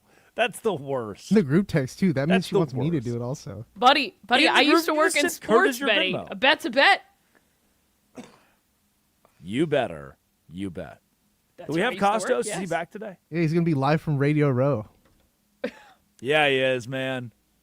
the fastest show. Yeah, in- he is. Oh. There it is. It is 4:45 on the West Coast right now. Radio Row is a beauty pageant. If you've ever been to your daughter or your son's dance, cheer competition, not dance recital, cheer competition. And there's a lot of hairspray, there's a lot of noise. There is Addie, you ever been in one of these cheer competitions that dads have been subjected to for decades? Do I look like? True. No. Curtis, did you grow up around this society? Absolutely not. Okay. Well, I did. My sister did it for a few years. Stupid. Just a money hole. And we would travel across the world for her to dance for 3 minutes What was that for bunk? these cheer competitions. Money hole? For these cheer competitions. And we'd go to Branson, Missouri, Dallas, Texas, Kansas City, wherever. And you walk into these convention centers, and it's a million of the strangest people you could possibly conjure up, from the parents to the actual children. And in the hall itself, where they're actually doing the cheering, it's these 50 girls and guys. And the music is this really weird, like, pop songs mixed with EDM, mixed with the same guy who does the Curtis, do you play it? The Drake Toll Show thing? Will you play it really quick, please? This is the Drake Toll Show on Westwood One Sports. Here's Drake Toll. He's like speaking through my soul, into my brain. There's like somewhere deep in the back of my cranium that I'm feeling whatever's happening there. It's that. So the music starts, I got this feeling on a summer day. And then your voice guy goes, cheer force. Pew, choo, choo, choo, choo, choo. Like lasers and drums and synths and stuff. That's what it is. And it's nonstop for 3 days. Oh, college football is on? No one cares. The cheerleaders are cheering. They're throwing each other. They're doing stunts. You can be like Falcon X. They all had names and stuff like that. Like, oh, yeah, I'm Cheer Force Falcon X. And in the moment, you're like, oh, that's cool. But now as an adult, I'm like, oh, no. That was less cool than I thought. And I'm hopeful that somebody right now it can relate to these experiences. That's what Radio Row is at the Super Bowl. Cheer Force. Pew, doo, doo, doo, doo, doo. Meow. It's just hairspray and people doing cartwheels and backflips. What'd you say? Boop, boo, boo. Yeah. John Cena music. That's all. That's what Radio Row is at the Super Bowl. Is Cheer Force hairspray. and look, I'll shoot you straight. From the outside, the times that I haven't been there, you're like, wow, that's a lot. That's a lot to handle. But then when you are in the fold, when you are there, you get sucked in immediately. And it's the coolest thing in the world. And you go have beers and drinks and have fun and frolic with your friends who you love. Fun. Maybe I'll fly out there tomorrow. Maybe I will. 3 a.m. to 6 a.m. Just do the show from the West Coast in an empty ballroom. Sitting in the dark outside. Yes. Just waiting for Jim Rome to come save me. Save me, Jim Rome. Save me. Why would I be talking about Baylor? The Las Vegas Raiders have a new head coach. But more importantly, did you miss this? I think you missed this. That's right. Oh, that's right. Progressive Commercial Insurance sponsors this next sentence I'm about to say coming out of my mouth. Protecting your business vehicles 24/7. See if you can save progressivecommercial.com. Progressivecommercial.com. The Cardinals have a new head man. The Arizona Cardinals have hired the Rams offensive coordinator Michael LaFleur as head coach. And in an article I read today, a national outlet posted something along the lines of Rams signal caller, the old Rams play caller, The OC, who's got play calling experience, something along those lines. I was like, whoa. Oh, I'll read it. Coaching pedigree and experience as an offensive play caller. National article that writes that today. I was like, After further review, after looking into this a bit, Mike LaFleur, yes, he has experience under Sean McVay with the Rams, but he wasn't calling plays.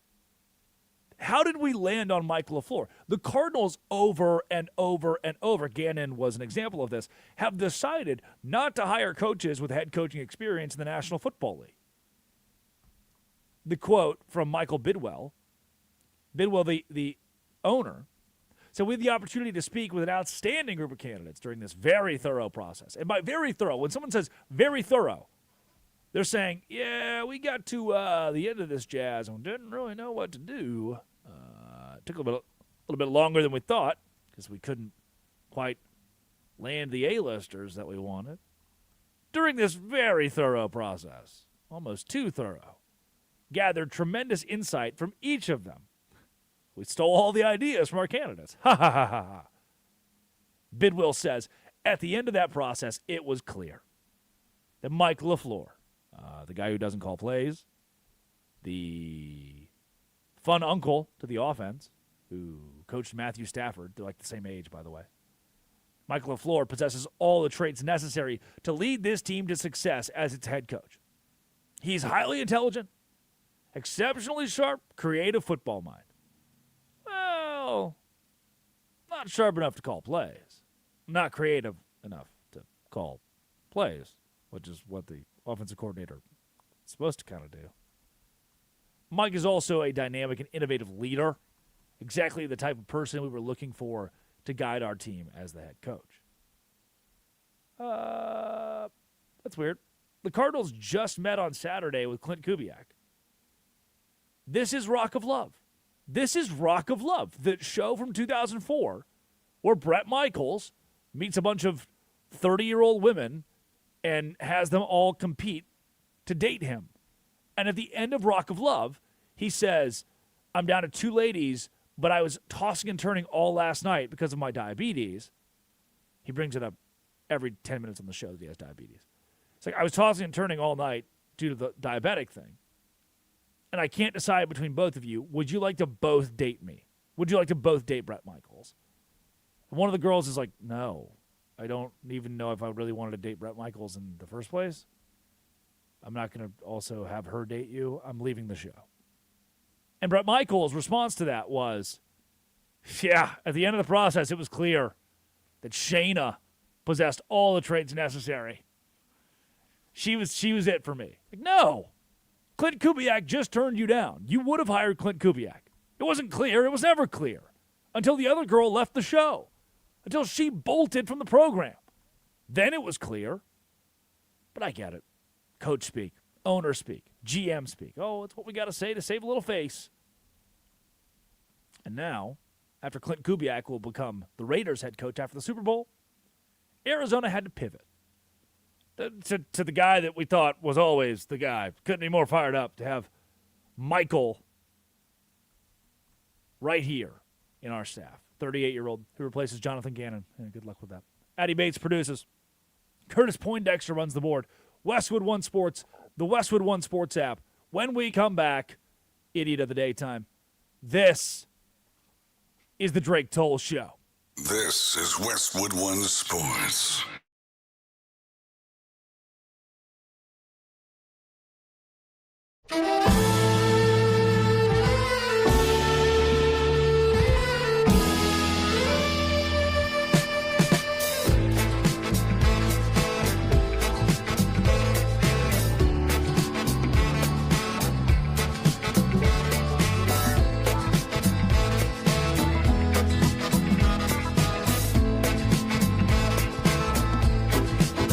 Our naked bodies go on trial just for laughing at the joke, just for saying of the bargain what any sales girl already knows. Most of us old men die at the firing line just waiting for our number to be called.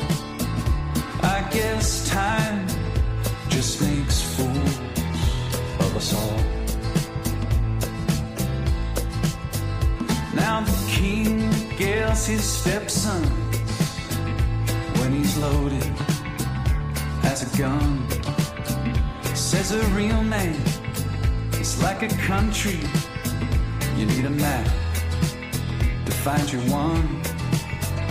Now I do you suppose you must approach the throne with its back up against the wall. I guess time just makes fools of us all.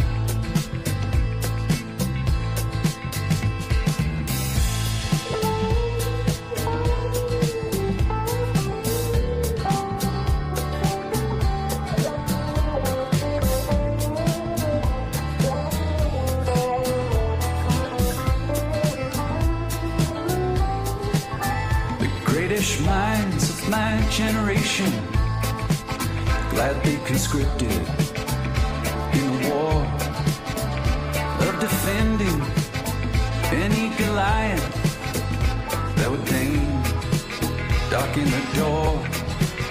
Now with your genius for picking battles, it's no wonder every helmet is too small. I guess time just makes fools of us all. I guess time just makes fools of us all. My drink is watered down. The champ is on his knees. He lost the rematch. He lost the comeback. He lost for charity, but that's the job. It's what gets the asses in the hall. They came for a beating, and he came to throne.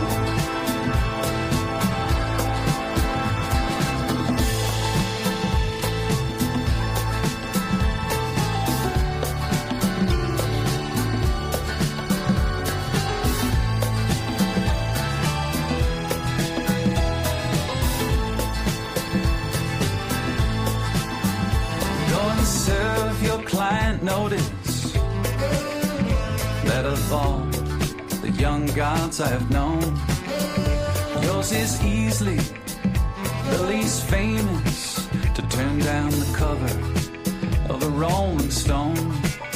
Lily white faces, so familiar and yet impossible to recall.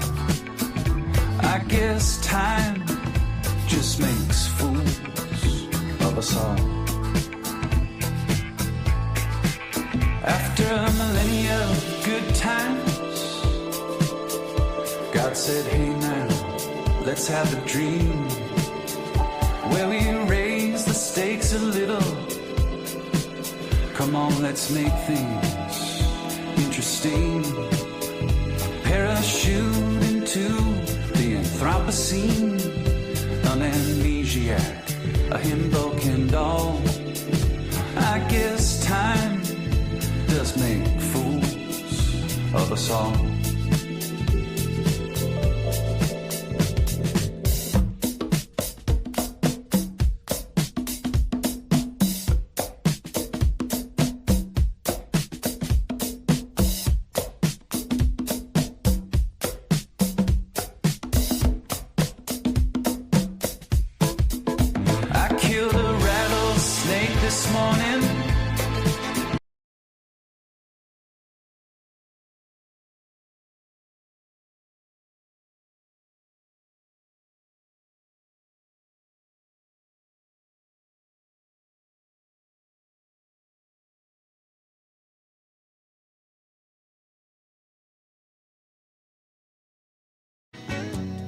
Someone else.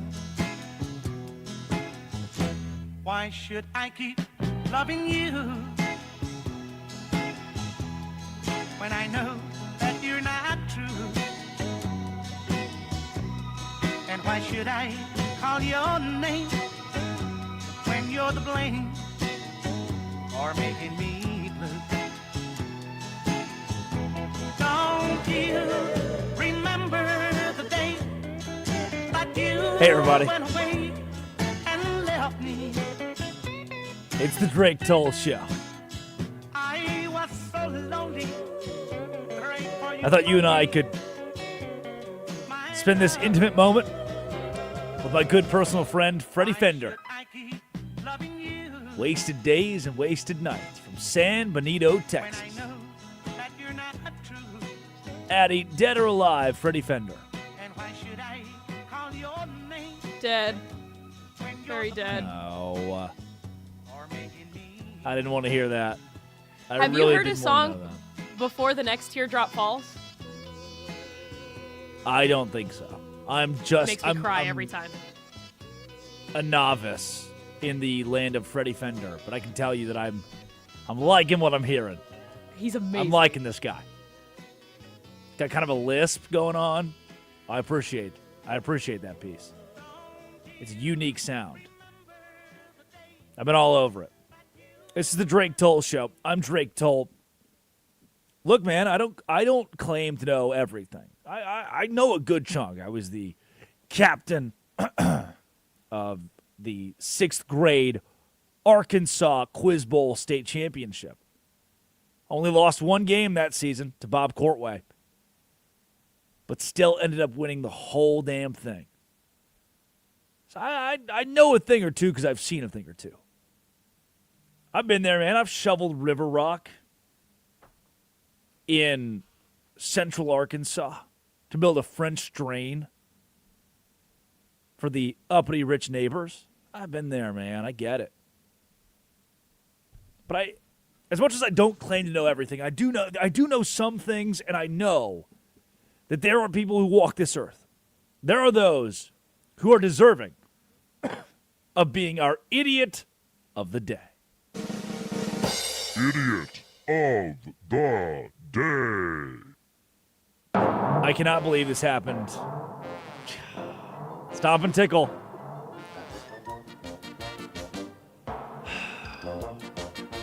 I've asked ad nauseum for 6 days for a new song. For anything but this. We had a whole weekend. Yeah, I played some during the break last week, and I was like, how about this one? How about this one? Radio silence. Yeah, probably because whatever software we're using for the radio is silent half the time. No, it's just because you're sitting over there slapping, tickling on X. I do slap, I do tickle. I am on Twitter from time to time. And then every day I get to the idiot of the day and I forget that the first thing I'm going to hear after idiot of the day is going to be dong, bong, Curtis dong. loves this bet. You are hurting his feelings. He's crying. Yeah. Whatever. Stomp and tickle, slap and holler, touch yourself. All that and more. Oh no! Speaking of touching yourself, no! Our first idiot of the day is Puka Nakua, and Puka Nakua, Robert Kraft, Deshaun Watson. What do they all have in common? They're all associated with the National Football League. Yes. This deserves one big old nasty bong. Complex tweets, Sydney Sweeney opens up about what she's looking for in a partner. Because I think she was engaged for a bit, and then she got unengaged and is single now. She said she's looking for someone athletic and outgoing and funny. I'm a sporty girl, so someone needs to be able to climb a mountain with me, go skydiving with me, and someone who loves their family. I love myself a man. And Puka Nakua retweets, I love skydiving. Yeah, man. We gotta put you in jail for a little bit. We gotta keep you away from quote tweeting Sydney Sweeney. That'll get you. It's a gateway drug. It's a gateway drug. To having adult film stars at the national championship game on ESPN. It's all a gateway drug. He's our first idiot of the day. The second idiot of the day. Here comes the song again. Boom. The Ohio Athletic Department. Sources have confirmed to Grant Kiefer the Ohio Athletic Department just found out that the school is going to change its logo. They found out the day of the trustees meeting and were not consulted at all. No cost analysis was done. New basketball court, new uniforms coming in the last year. This won't be cheap. So they didn't tell the athletic department, and the board of trustees was like, yeah, we're going to change the logo. We just did a complete rebrand with our jerseys, with our uniforms. We just put a new Ohio Bobcats logo on the court, and you're going to change the logo and didn't even tell the athletics department. Yeah, what's the problem with that? What's the big issue, huh? Come on. Good, happy, fun time. Idiots of the day, the Ohio Athletic Department. Oh, man. This is maybe the most frustrating one I've seen all day. Over the weekend, I read this tweet, and it gave me an aneurysm. There was a commercial from like the 2001 Super Bowl. It was Super Bowl 37. And it's a Clydesdale commercial where there are, 7-on-7 Clydesdales playing a football game out in the snow. And a zebra, literal zebra, is looking up underneath a replay machine and getting a replay from New York to officiate a football game between Clydesdales. Funny. Budweiser. Funny. And resurfaced this week is an article. Two guys in the commercial are sitting there looking at the zebra who's doing the replay. And one of the guys says, this jackass. To which the other cowboy responds, I think it's a zebra. Funny moment. Hilarious. Everybody loved it. But one writer posted an op-ed saying, I was watching at Qualcomm Stadium. They laughed as if Mel Brooks had produced it. TV replay. The Tampa Bay Buccaneers fumble we had just seen. And how abysmal, how unprofessional. Said, I've never felt so sorry for a profession of my life like officiating. Because you get called publicly a jackass on television during commercials. And berated. Goes on a whole rant about how officials have it so tough. How the rules are stacked against them. And how in football, no one is more disenfranchised than officials. He says, I don't make fun of referees. I feel bad for referees. I'd like to buy all of them a beer. I'm going to tell you this one time. It's Phil Mushnick is the guy's name. I'll tell you this one time. If you know an NFL official, if you know a college basketball referee, if they are in your life, if they're your friends, if they're your family, they are harboring terrible, dark secrets. They are harboring things you cannot comprehend. They're in the emails. They're on the list. Whatever list you may make them. And they're not, that to their core, they're not good people. Keep one eye open. And you're an idiot of the day if you're defending the officials because there's a funny Clydesdale Budweiser commercial. It's resurfaced from 20 years ago. It's 20 years of being an idiot. I wonder how that feels. This is awesome. On TNT this week. Oof. Brutal. I got the audio for this. Jamal Mashburn says, if I was to put Cooper Flagg on the list of current freshmen in college basketball, he would be 6th on the list. Here's the audio from Jamal Mashburn trying to make any sense of that statement. So when I look at last year's number 1 overall pick in Cooper Flagg. If I was to put him on that list, he would be 6th. You will put Cooper Flagg behind all 5 of those. Behind all 5 of them. Koa Pete, Peterson, Caleb Wilson, everybody. Just from a skill set and also elevation level of where they can get to. I personally think Caleb Wilson, he's going to take a humongous jump at the pro level. I think he's going to be such a good pro game. Yeah, such a good pro game. But I just think that this freshman class, and you contribute everybody from last year, those guys will still be at the top of the list. I Mash. thought Cooper Flagg had some holes in his game. All right, Bash. But one of the things you have the advantage of is you're looking at Cooper Flagg right now and how he's come on in the NBA, and yet you're still. He just feel had that strongly 49 about it. points the other night. Do you see Caleb Wilson having 40-something points in the NBA next year? One thing I will say about the years down the road. One thing I will say, I see Darren Peterson having 40 at some point in his rookie year, AJ having 40. But over the long term, Caleb Wilson, in my opinion, is a piece that could be built around for a championship caliber team. Wow. We have been talking a lot, almost ad nauseum on this show, about Cooper Flagg being possibly the Rookie of the Year in the NBA. How can you have a job? You've been placed on Idiot of the Day, Jamal Mashburn. A job, national network, like Talking to America, telling me Cooper Flagg would be the 6th best basketball player in the country right now in college basketball. The same guy who's putting up 50 burgers in the National Basketball Association. Runaway for Rookie of the Year, unless Con Knipple has anything to say about it. Cooper Flagg is the guy, the man.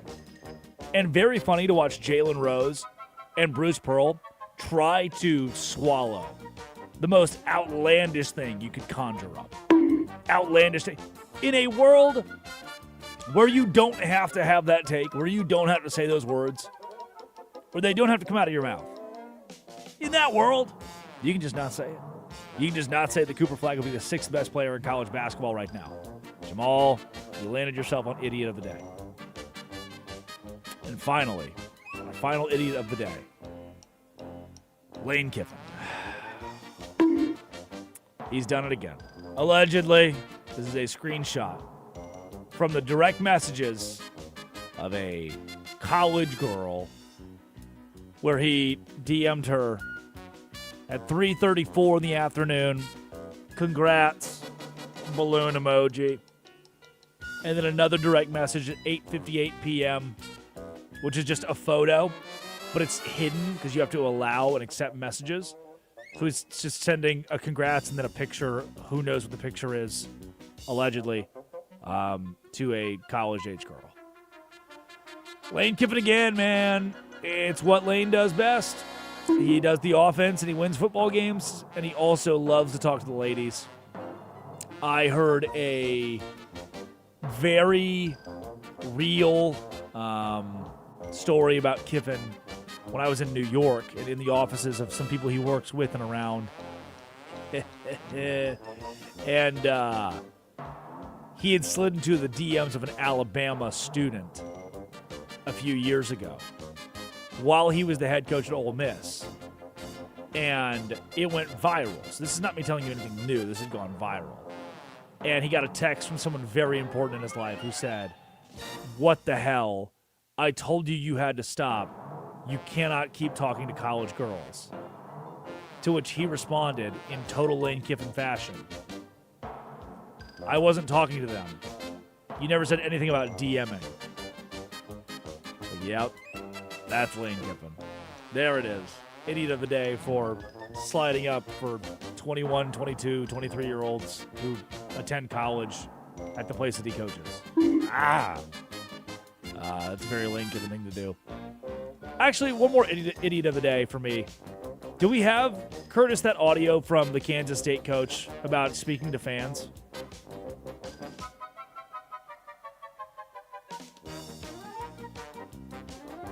Yes, we do.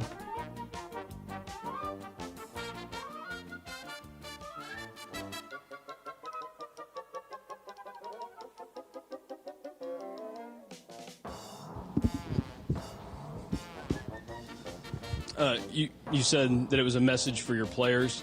At some point, though, do you feel like you need to give a message to the fans to not just explain off, hey, today was not a great game, obviously, but why you're at this position after 3 years now and how things do get better moving forward? Yeah, at the end of the season, we'll talk about that.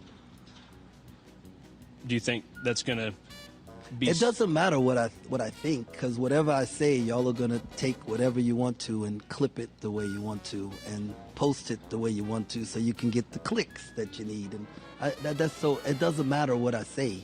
What matters is what I'm doing with these young men on the floor, in practice every day, in their daily lives, to help them continue to move forward. And then, because this is the crew that I brought in, right? And this is the crew I wanted to roll with, right? And if we're not good enough at the end of the season, right, then we will figure the thing out for the next thing. But no, I don't feel like I need to give an explanation to our fans right now. I want them to know that I'm working really hard, and I'm not proud. I'm not happy with the results, but I am proud of the young men that we brought in. Yeah. Lost by 34. Worst conference home loss in like 10 years. I like Jerome Tang. Spent a lot of time around him in Waco. Nice guy. But proud of our guys. It runs out at some point. Proud of our guys isn't quite going to cut it after a 30-point loss at home to Iowa State yesterday. Oops. A whole lot to love. A whole lot to love about the coaching carousel, the Super Bowl, the tennis, all of that. Those were our idiots of the day. Coming up, let's go to Baltimore. We have not talked enough about the new head coach of the Baltimore Ravens and whether or not this was the right move and where the Ravens sit a week removed from the announcement. Cordell Woodland joins the show on the Westwood One Sports app. Westwood One Sports. This is the Drake Toll Show.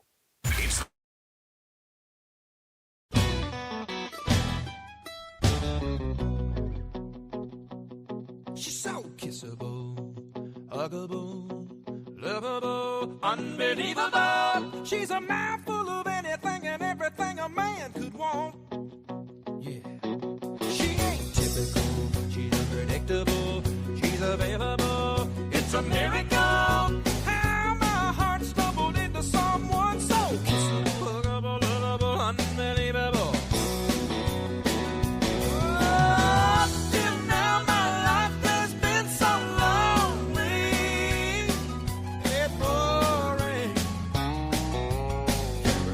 I would find someone so elegant, intelligent, heaven sent, all my money spent. I put a big down payment on that itty bitty diamond ring.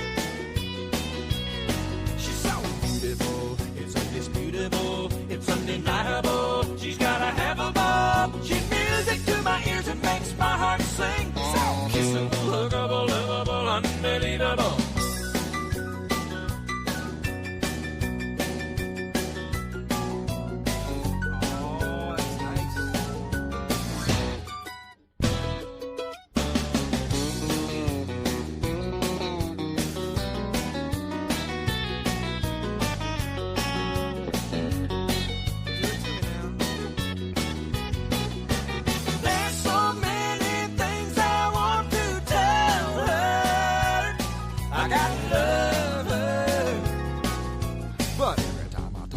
Start to stutter.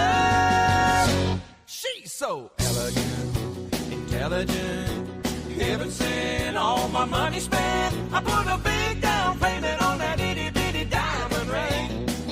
Oh, she's so beautiful, it's undisputable, it's undeniable. She's gotta have a ball. She's music to my ears and makes my heart sing. So kissable, huggable, lovable, unbelievable. Kissable, huggable, lovable, unbelievable. Kissable, huggable, lovable, unbelievable.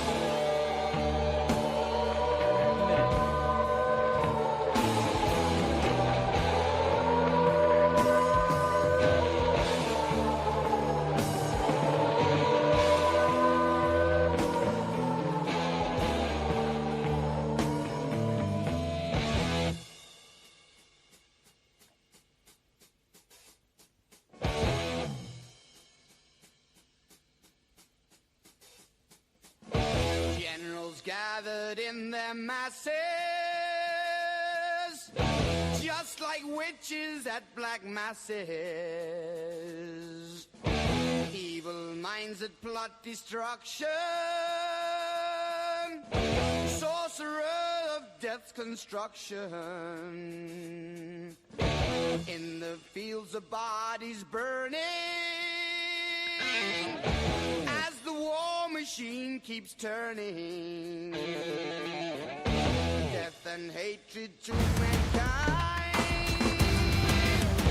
poisoning their brainwashed minds. Oh Lord, Drums keep pounding a rhythm to the brain.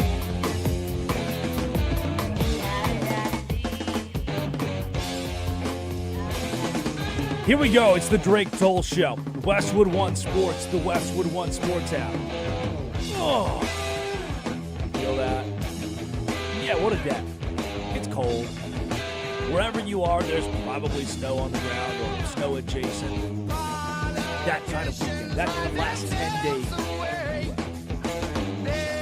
School is out for the 6th consecutive day in parts of the how's college?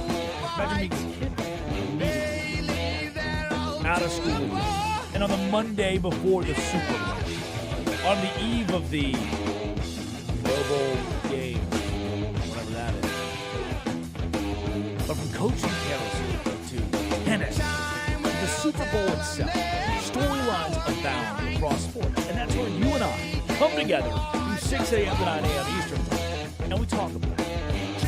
And maybe my favorite part of the show, maybe the best part of the show, is when local experts, people who know their franchise, people who know their fan base, people who know their communities better than anybody else, join us. Hey, Cordell Woodley, covering those Baltimore Ravens, 105.7 The Fan, our affiliate in Baltimore, co-host of the Fresh Take.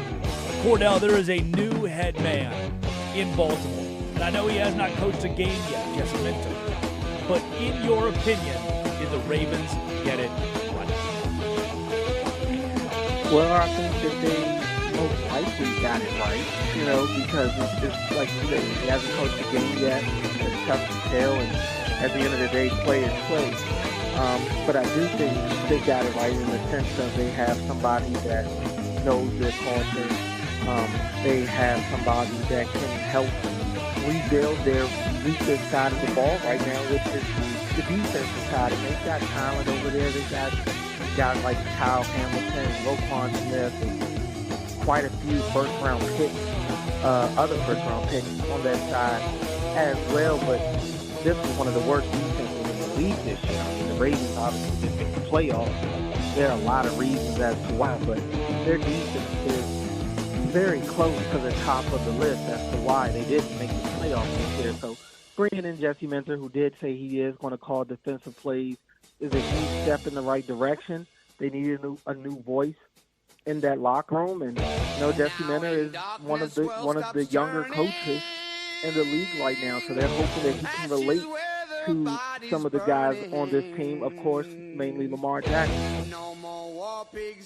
Cordell, I want to take you back a couple of weeks before we dive all the way into this hire, what Minter brings, and what he's now brought in with his new offensive coordinator / hire there. Before that, though, 14 days ago, 20 days ago, when the news comes down the pipeline that John Harbaugh will no longer be the head coach of the Baltimore Ravens, what was the reaction in the city, and were fans supportive of the move? Oh, yeah, fans were overly supportive for the move. Fans have been asking for this for the last few seasons, to be honest with you. You can go back to the AFC Championship loss to Kansas City a few years ago, back in, 2023. And, a lot of the Ravens fans wanted the Ravens to keep Mike McDonald and kind of promote him to that head coaching. Maybe do something to where Harbaugh moves to the front office or retires or whatever it is. But a lot of fans wanted him to transition to Mike McDonald, and obviously that doesn't happen. He goes to Seattle, where they are now. So I think time, and the owner, Steve Bisciotti, said this, and I spoke to him a couple of weeks ago. It was his time. It had ran its course. It got stale. John had a lot of success in Baltimore, but I think that relationship went on probably 2 years too long. And so what happens when you're in a relationship probably a little longer than you're supposed to, it begins to rot. And it's nothing like overstaying your welcome because you can feel that.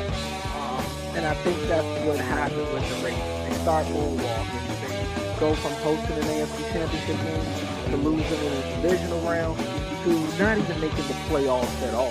So they were trending in the wrong way. And they still have Lamar Jackson. They still have Derrick Henry. They still have all these stars, but they're not winning games. So I think a lot of the fans were ready for something new. I think the players were ready for something new.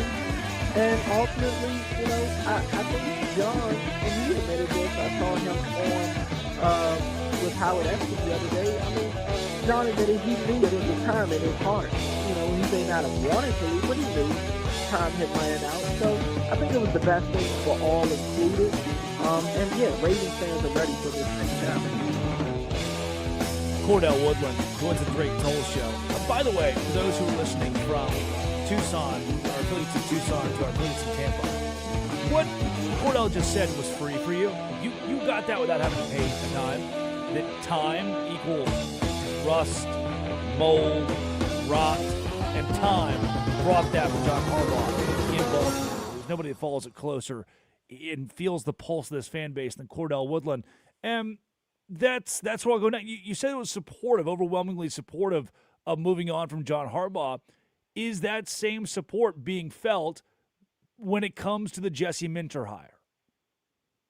I think so. I think all along Jesse Minter was kind of the favorite of the candidates in terms of the most likely to get the job. His name had been thrown around even before the Ravens moved on from John. So I think, he spent some time with the organization. He was a DB's coach. He did coach on the defensive side of the ball. So the familiarity is there with the fan base. That familiarity is there with the organization and the culture. So he knows the expectation. And while he isn't while he is a new head coach, I should say, he hasn't coached a game. John getting up there in age, he's been in Baltimore for 18 years.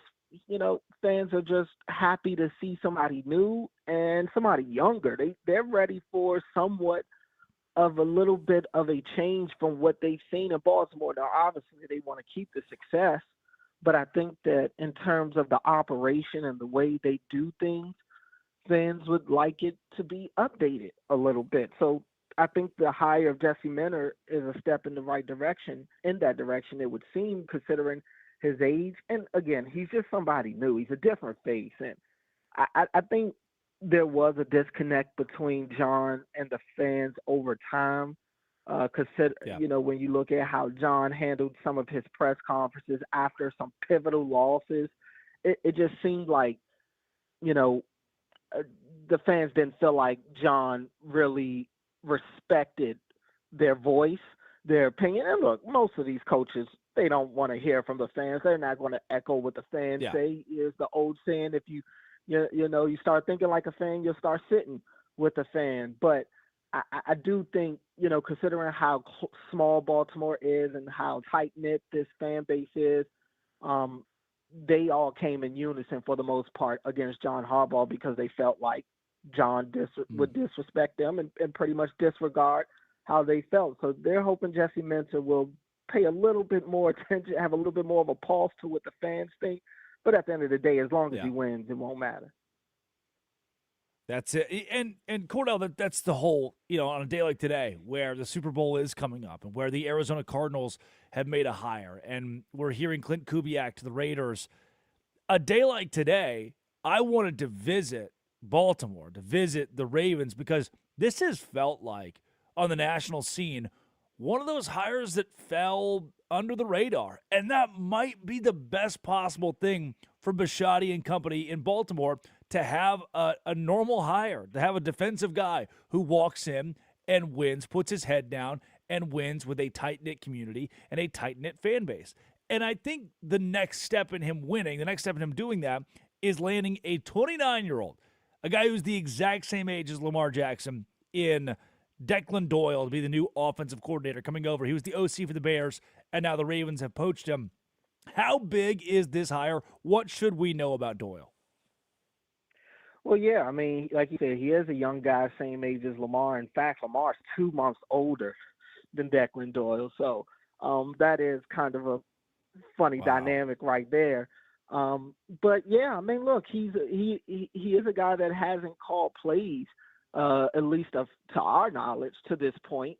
He does have experience working under guys like Sean Payton. As you said, he was in Chicago last year with Ben Johnson as their offensive coordinator, and we saw, how good that Bears offense was. We know how good Sean Payton's offenses have been throughout his career. So he does have that experience. He does have those notches on his resume. But the concern is that he is kind of fresh. He is new. He is kind of raw. He hasn't called plays, and he's young. But these young, innovative minds seem to be the new trend in the NFL. And so when you look at things that Bears offense did, the Ravens obviously are going to be led by the run game. When you have Lamar Jackson and Derrick Henry in your backfield, the run game is always going to be paramount. And the good thing about that Bears offense is it seemed like they were not only balanced, but they would lean into what's working at the time. If the run game was working, the Bears would run the ball down your throat with Monangai and Swift. So, they weren't those are 2 running backs. I think I remember the Eagles game they played earlier this year where both of those guys had over 100 yards rushing in that game. Yep. So they know how to run the ball. And then obviously we saw the creativity in the past games. A lot of pre-snap motion, spread in the field, a lot of trick plays. Now, sometimes those trick plays could come back to bite them at times, but those are just some new wrinkles to the Ravens. I think the Ravens want to get back to being more balanced. They definitely need to revive their red zone offense. So there are things about Declan Doyle that he brings that the Ravens lack. But ultimately, the Ravens need to worry about fixing up their offensive line, which was one of the worst in the league this year, because if they don't, it could look similar to this year. That was, and it's where I'll leave you, Cordell Woodland, so gracious with your time, and thank you for joining the show. The offensive line struggles, or the areas of the defense that completely fell apart in really the whole of 2025, never getting into a full groove, a consistent full groove. What has to happen this offseason outside of coaching? What has to happen from a personnel player moves standpoint for the Ravens to compete and be at a Super Bowl level in 2026? Well, offensively, it starts with the offensive line. They've got Tyler Linderbaum, who's a pending free agent right now. Their center, who's one of the better centers in the league. I would imagine that they'll be bringing him back because they can't afford to have to replace him and have to figure out what they're going to do at essentially possibly both guard spots. Their guards were among the worst in the league this year. Daniel Faalele is going to be a free agent this year. I highly doubt the Ravens re-sign him. So they have to figure out what they're going to do at right guard. At left guard, Emory Jones, he's probably going to be the guy that slots in that spot, I would imagine. He was a rookie this year who wasn't even able to play until about midway through the season.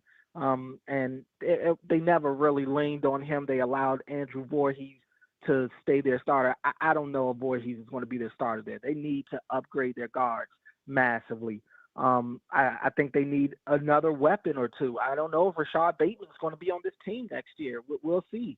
But they need to give more help to Zay Flowers, who was really good. But as good as Zay is, they need more weapons over there. They chose to re-sign Mark Andrews over Isaiah Likely. I think that may bite them in the butt because Mark Andrews seems to be going in the reverse while Likely continues to ascend. So I'm curious to see what they do at that tight end position. Defensively, they need a pass rush. They can't get to the quarterback. And everybody here wants Max Crosby. He's on the top of their wish list. We'll see if they're able to trade for him, but they need more pass rush in general. That's something that they're hoping Jesse Minter can help them with just schematically, but they also need more pass rush talent. And I think by their pass rush going up, that'll in fact help their back end secondary, which is filled with first-round draft picks. That'll help them get more turnovers. Their second level needs to be better, though. Roquan Smith needs to play at a higher level. I think they like Teddy Buchanan, who was a rookie this year, but he got hurt midway through the year. I think Teddy Buchanan will be really good for them next year, but their pass rush needs to be their main focus on defense. Cordell Woodland from 105.7 The Fan in Baltimore. Incredibly grateful for your time this morning. Thank you for putting us in the shoes of the fan base, of the community, and giving us more on Jesse Minter and this move. Incredible stuff. No problem. Thanks for having me. Absolutely. Westwood One Sports, the Westwood One Sports app, at Cordell Woodland. Find him on socials, covering the Orioles, the Ravens, all things Baltimore, and hosting The Fresh Take. Coming up, Tom Brady is a Soviet spy. What? Yeah, man. Tom Brady is a Soviet spy. And it's time for Music Monday. All that right here on the Drake Toll Show. You're talking Super Bowl this week, and we're...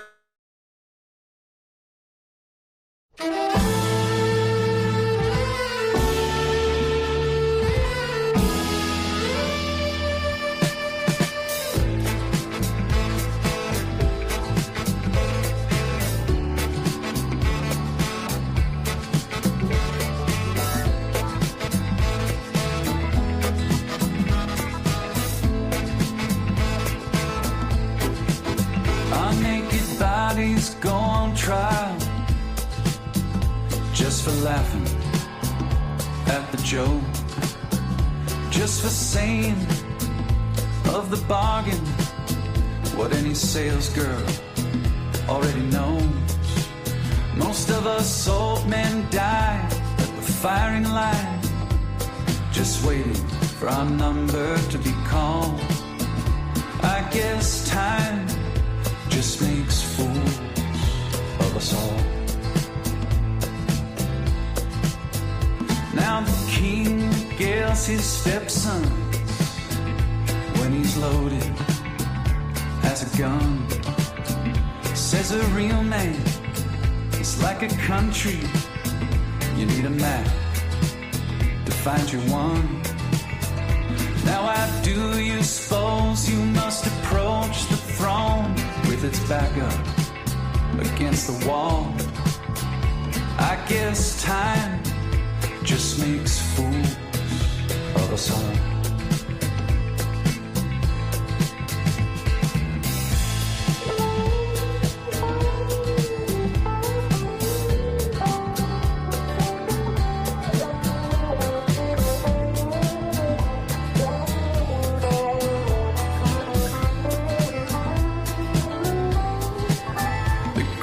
Minds of my generation, glad they conscripted in the war of defending any Goliath that would deign darken the door.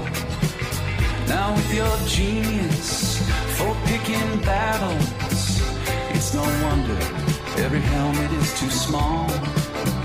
I guess time just makes fools of us all.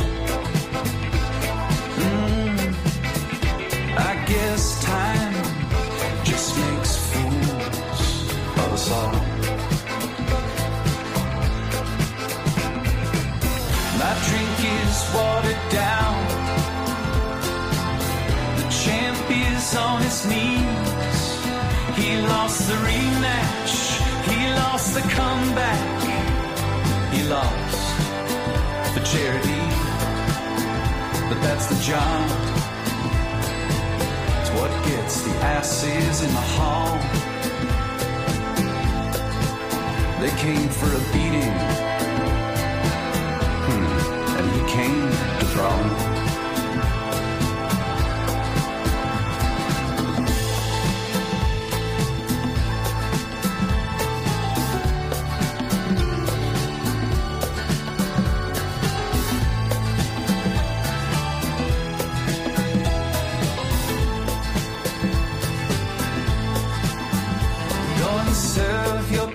Notice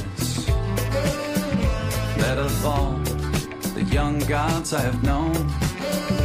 Yours is easily the least famous to turn down the cover of a Rolling Stone. Lily white faces, so familiar and yet impossible to recall. I guess time just makes fools of us all. After a millennia of good times, God said, hey now, let's have a dream where we raise the stakes a little. Come on, let's make things interesting. Parachute into the Anthropocene, an amnesiac, a himbo Kendall. I guess time does make fools of us all.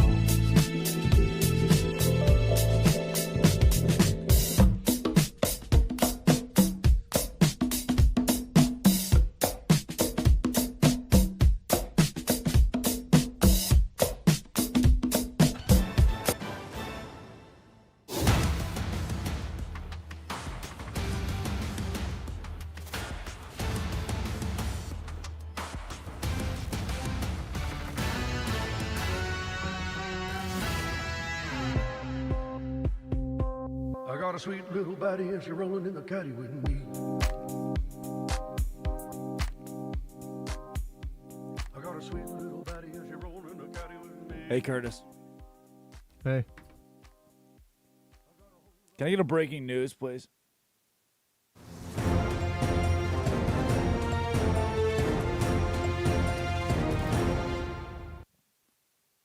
Reality star, per Adam Schefter. Reality star Rick Harrison from Pawn Stars just got married for the 5th time. Instant reaction to hearing that, Curtis? Good for him, I guess. I mean, he is in Vegas. It is pretty easy, I guess, to do that. Yeah. 5 times, 5th time. Congrats to him and his new wife. Her name is Agrippina. Curtis wanted to marry him, so he's actually really sad.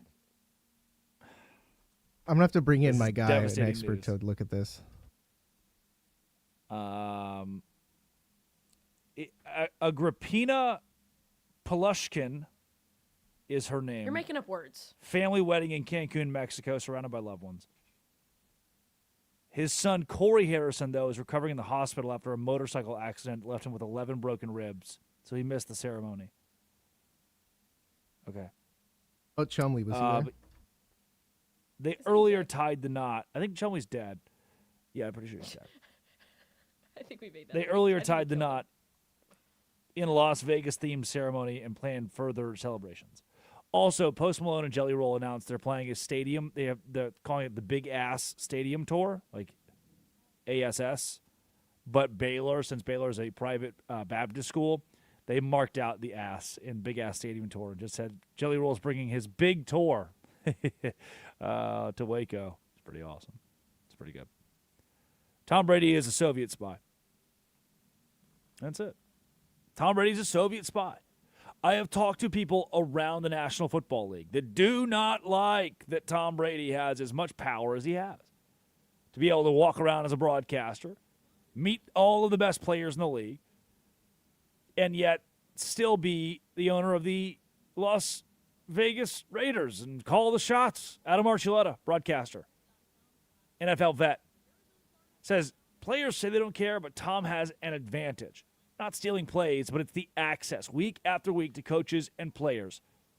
Production meetings, practices, pre-games, interviews. Can tell in one conversation of a guy's locker room piece. Someone I'd want on my team.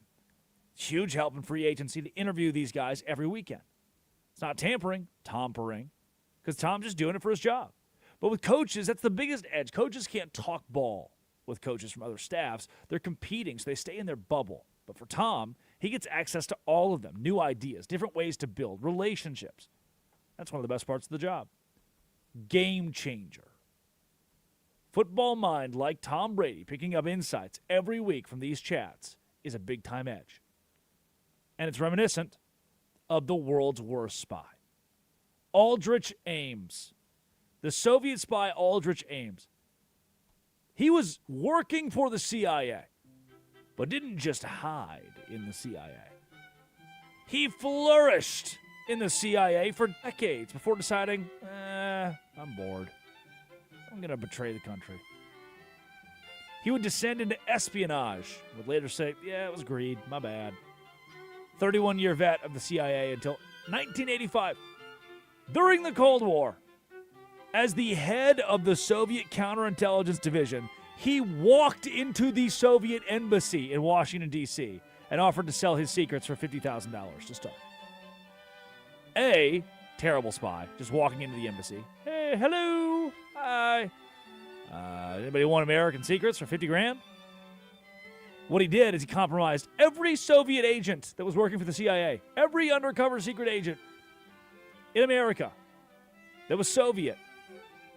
They were the ones who were doing the great work for our country to save us during the Cold War. He ratted them out to Russia, and his betrayal led to the execution of at least 10 high-profile sources. He blinded the U.S. intelligence regarding the Soviet Union during the final years of the Cold War. This is like the most important guy we had, and he was a spy the whole time. Here's the wildest part. On a salary of $60,000, he bought a $540,000 home in cash and a $50,000 Jaguar. On a $60,000 a year salary, his wife, Rosario, would spend money all the time. Had 500 pairs of shoes, 60 designer purses. And he was a drunk, alcoholic. Borrowed a delivery bike one time while drunk, and then would show up to work under the influence. They even took him to a polygraph test and said, are you a spy helping the Russians? And he said, no. And the polygraph test said he was lying. He failed the polygraph test. And you know what America did? Absolutely nothing. 9 years. 9 years. The CIA and FBI were like, yeah, whatever. That's just Aldrich doing his thing. Yeah. People were killed because of this guy. The most obvious spy of all time. Like, flaunted his spyingness. Buying a bunch of random stuff while he was broke and no one batted an eye. Another really fun one, maybe my second favorite one, and I almost brought this one up on the show. Loved this story in college. Julius Silber, he was never caught. Never caught. Born in Germany, lived in South Africa. He comes over and he applies for a job at the British Censorship Office.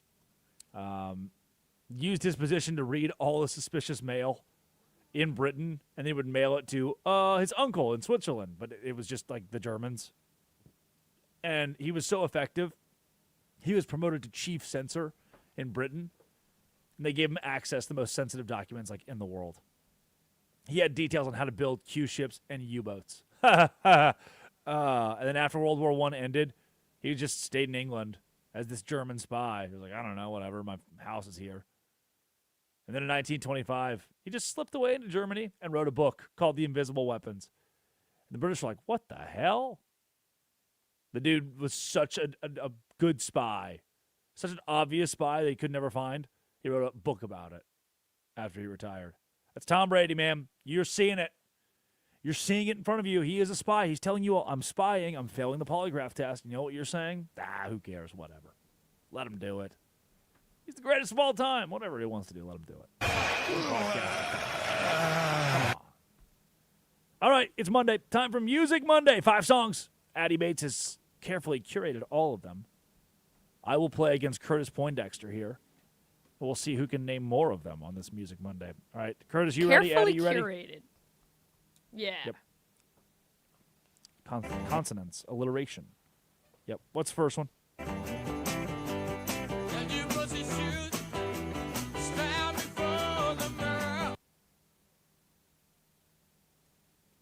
Okay. Okay, I know the art. Okay. Number 2, second song. I am am still living with your ghost. I've only been singing it every break. Oh. That you're assuming we listen though. You're right. I know y'all don't listen to me. Anymore. There beside the ocean. By the river. Watch the world die. Song number 3. Woke up Yep. quick at about noon. Just thought that I had to be in Compton soon.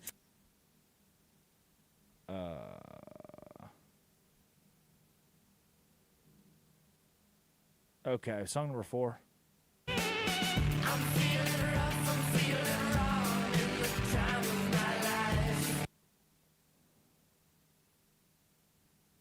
Oh. Was that one? Oh. Oh. No, no, it's not. Okay, song number 5. Can't fool myself, I don't want nobody else to ever love me. Okay. Rapid fire, all 5 of them, please.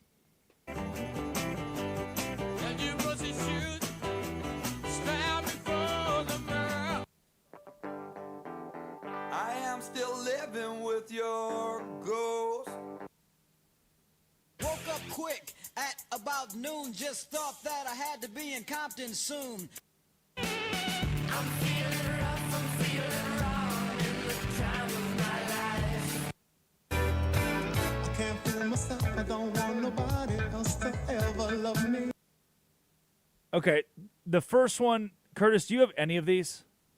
I only know the third one. Of course, the And one the that third one mentions is? Compton. What is the third one? My 6'4" by Eazy-E.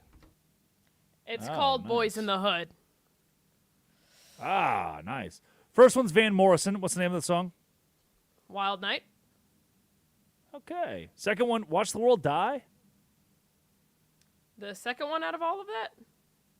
No. Yeah, Watch the World Die. What Everclear, is it? Santa Monica. Shoot. Santa Monica, dang it. What's the fourth one? Fits in the Tantrums or no? MGMT, Time to Pretend. Dang it. I know Fits in the Tantrums. Ugh. MGMT. The fifth one, Barry Manilow? Oh my goodness, he won a Grammy last night. Luther Vandross. Never too much. Oh, no. R.I.P. and Peace. Pour one Dead. out. He's dead. It's Addie Bates. She produces from Washington, D.C. Curtis Poindexter from Santa Monica, California runs the board. Armin Williams, Bruce Gilbert are people that I know, and they exist. Westwood One Sports, the Westwood One Sports app. See you tomorrow, 6 a.m. to 9 a.m. This is the Drake Toll Show. This is Westwood One Sports.